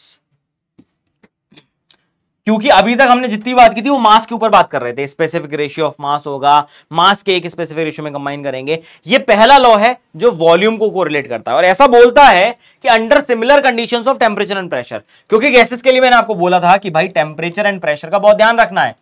When gases combine or being produced in a chemical reaction, they do so in a simple ratio of their volume। तो अगर मैं इस इक्वेशन को देखता हूं कि मेरे पास ये इक्वेशन दे रखी है, तो मैं यहां से देख सकता हूं कि यहां पे कितना है, ये 1 दे रखा है, ये 1 दे रखा है और ये 2 दे रखा है। बस यहीं से मुझे पता चल जाएगा कि 1 volume of H2 is going to combine with 1 volume of Cl2 to form 2 volume of HCl। ये रूल ये कहता है। बस क्या है, आपका जो टेम्परेचर एंड प्रेशर है वो आपका स्पेसिफिक होना चाहिए, वो आपका स्पेसिफिक होना चाहिए। आई बात समझ में? सेम तरीके से आप बोल सकते हो कि जैसे अगर ये इक्वेशन मेरे पास है तो 3 volume of H2 is going to combine with 1 volume of N2 to form 2 volume of NH3। अब ये वॉल्यूम कुछ भी हो सकता है, लीटर, ml, जो आपको लेना है लो, कोई दिक्कत नहीं है, बट हाँ ये रिलेट करता है वॉल्यूम के साथ। केवल एकमात्र लॉ है जो गैसेस के लिए दिया गया था। आई hope this entire part is clear. I hope this entire part is clear. देख लो भाई, अब केवल एक ही चीज बची है कि केमिकल इक्वेशंस अगर मेरे पास आ जाए, क्योंकि यहां से इक्वेशन का इंट्रोडक्शन हो चुका है। अब मेरे को बस यही चाहिए कि इक्वेशन के अंदर आप किस तरीके से मोल के डेटा के साथ डील करोगे, बस वही चीज इसके अंदर रह गई है। उसके लिए एक ही चीज समझना बाकी है कि केमिकल इक्वेशन को लिखते कैसे हैं। तो जितनी भी केमिकल प्रोसेसेस हो रही हैं, जहां पे कुछ केमिकल्स आपस में कंबाइन करते हैं और कुछ नया केमिकल फॉर्म कर देते हैं, वो रिएक्शंस जो होती हैं उनको हम बोलते हैं केमिकल रिएक्शंस। अब उनको जब हम कॉपी पे लिखेंगे तो हमें पता होना चाहिए कि जो जो केमिकल इन्वॉल्व थे उनका फॉर्मूला क्या था और कन्वर्जन के बाद क्या क्या बना हुआ है। तो basically representation of a chemical change in terms of symbol and formula of the substance which are involved in the reaction are known as chemical equations. उनको क्या बोलते हैं बेटा? उन्हीं को हम बोलते हैं केमिकल इक्वेशंस। अब बेसिकली होता क्या है कि जब भी मैं रिएक्शन करूंगा मेरे पास कुछ स्टार्टिंग मटेरियल होगा, जैसे मेरे पास ये CH4 और O2 जो थे स्टार्टिंग मटेरियल थे, इनको हम क्या बोलते हैं? इनको हम बोलते हैं रिएक्टेंट, जो आपस में मिलकर केमिकल रिएक्शन करने वाले हैं। और फाइनली वो जो चीज बनाते हैं, जैसे CO2 और H2O इसके अंदर बना हुआ है, उसको हम क्या बोलेंगे? प्रोडक्ट बोलेंगे। उसको हम क्या बोलेंगे? प्रोडक्ट बोलेंगे। अब जनरली अगर कोई मुझसे कहता कि when methane is going to react with oxygen to form carbon dioxide and water, तब मैं क्या लिखता? तब मैं लिखता कि मीथेन जो कि CH4 था उसने ऑक्सीजन के साथ कंबाइन किया और फाइनली उसने कार्बन डाइऑक्साइड बनाया और वाटर बनाया। अब इस इक्वेशन में कुछ कमी है, इस इक्वेशन में ना कुछ कमी है। देखो ध्यान से देखो क्या कमी है, मैं आपको बताता हूं क्या कमी है। मैं आपको बताता हूं कि अगर मैं रिएक्टेंट को देखता हूं, अगर मैं रिएक्टेंट को देखता हूं तो यहां कार्बन मुझे दिख रहा है 1, हाइड्रोजन मुझे दिख रहे हैं 4, ऑक्सीजन मुझे दिख रहे हैं 2, यही दिख रहे हैं। अब अगर मैं यहां पे प्रोडक्ट को देखता, अगर मैं प्रोडक्ट को देखता तो मुझे क्या दिखता कि कार्बन दिख रहा है 1, ऑक्सीजन दिख रहे हैं 3, और हाइड्रोजन दिख रहे हैं 2। क्या ये आपस में बैलेंस है? नहीं है। मतलब लॉ ऑफ कंजर्वेशन ऑफ मास तो नहीं लगने वाला है इस इक्वेशन में, कुछ तो मिसिंग है, कुछ तो मिसिंग है। ऐसी इक्वेशंस जहां पे एलएचएस में जो एटम्स हैं वो आरएचएस के एटम के साथ मैच ना करें, इसको हम बोलते हैं ऐसी इक्वेशंस को हम बोलते हैं अनबैलेंस्ड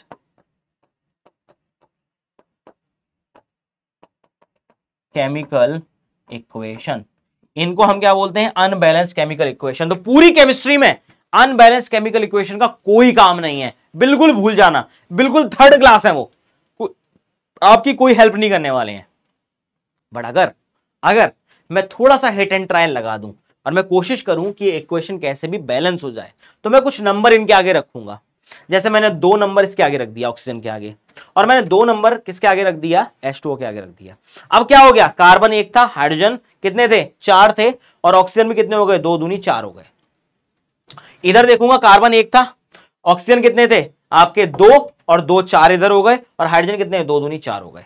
अब देखोगे दोनों तरफ क्या हो गई है? रिएक्शन बैलेंस हो गई है। इस इक्वेशन को क्या बोलते हैं? इसको हम बोलते हैं बैलेंस्ड केमिकल इक्वेशन। और यही सबसे ज्यादा इंपॉर्टेंट है हमारे लिए यही सबसे ज्यादा इंपॉर्टेंट है, बैलेंस केमिकल इक्वेशन। बट अगर आप गौर करोगे, मैंने क्या किया? एक नंबर इसके आगे लगाया है, ऑक्सीजन के आगे मैंने एक नंबर लगाया है 2, यहां वाटर के आगे मैंने एक नंबर लगाया है 2। ये नंबर क्या होता है? इसको हम बोलते हैं कोफिशिएंट। इसको बोलते हैं कोफिशिएंट। कैसा कोफिशिएंट? इसका नाम होता है स्टोइक्योमेट्रिक कोफिशिएंट। तो आप याद रख लेना, जब भी आपको बैलेंसिंग करनी पड़ेगी उस केस में आपको कुछ नंबर्स आगे लगाने पड़ेंगे ताकि आपकी रिएक्शन बैलेंस हो जाए, और वो नंबर्स जो होते हैं उनको हम बोलते हैं स्टोइक्योमेट्रिक कोफिशिएंट। तो अगली जो कहानी चलेगी हमारी, नेक्स्ट क्लास की जो कहानी चलेगी, वो सारी की सारी यहीं से स्टार्ट होकर चलेगी। यहां से हम देखेंगे कि किस तरीके से अपनी इक्वेशंस को हम चेंज कर सकते हैं, मोल की इंफॉर्मेशन कैसे निकाल सकते हैं, और लास्ट पार्ट जो है कॉन्सेंट्रेशन टर्म्स, उनको हम कैसे यूज कर सकते हैं। ठीक है, तो आई होप यहां तक का सारा जो सफर है आपको समझ में आ गया होगा। काफी इजी है, देखो मान के चलना।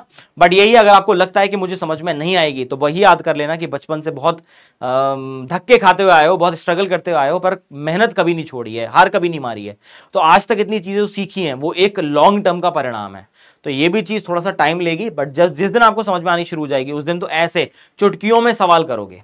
अगली क्लास में रखूंगा केवल क्वेश्चन एनालिसिस के लिए, जिसमें आप क्वेश्चन भर भर के प्रैक्टिस कर सको। मैं मैक्सिमम क्वेश्चन खुद करवाऊंगा जो कि नीट में पहले पूछे जा चुके हैं या ऐसे क्वेश्चन आने के चांसेस हैं, वो सारे करवाऊंगा ताकि आपका कॉन्सेप्ट जो है वो पूरा का पूरा क्लियर हो जाए। ठीक है, तो इसी के साथ फिर आज की क्लास को हम यहीं समाप्त करते हैं। बाकी की चर्चा जो होगी वो हम लोग करेंगे नेक्स्ट क्लास में। Okay, so bye bye everyone, take care.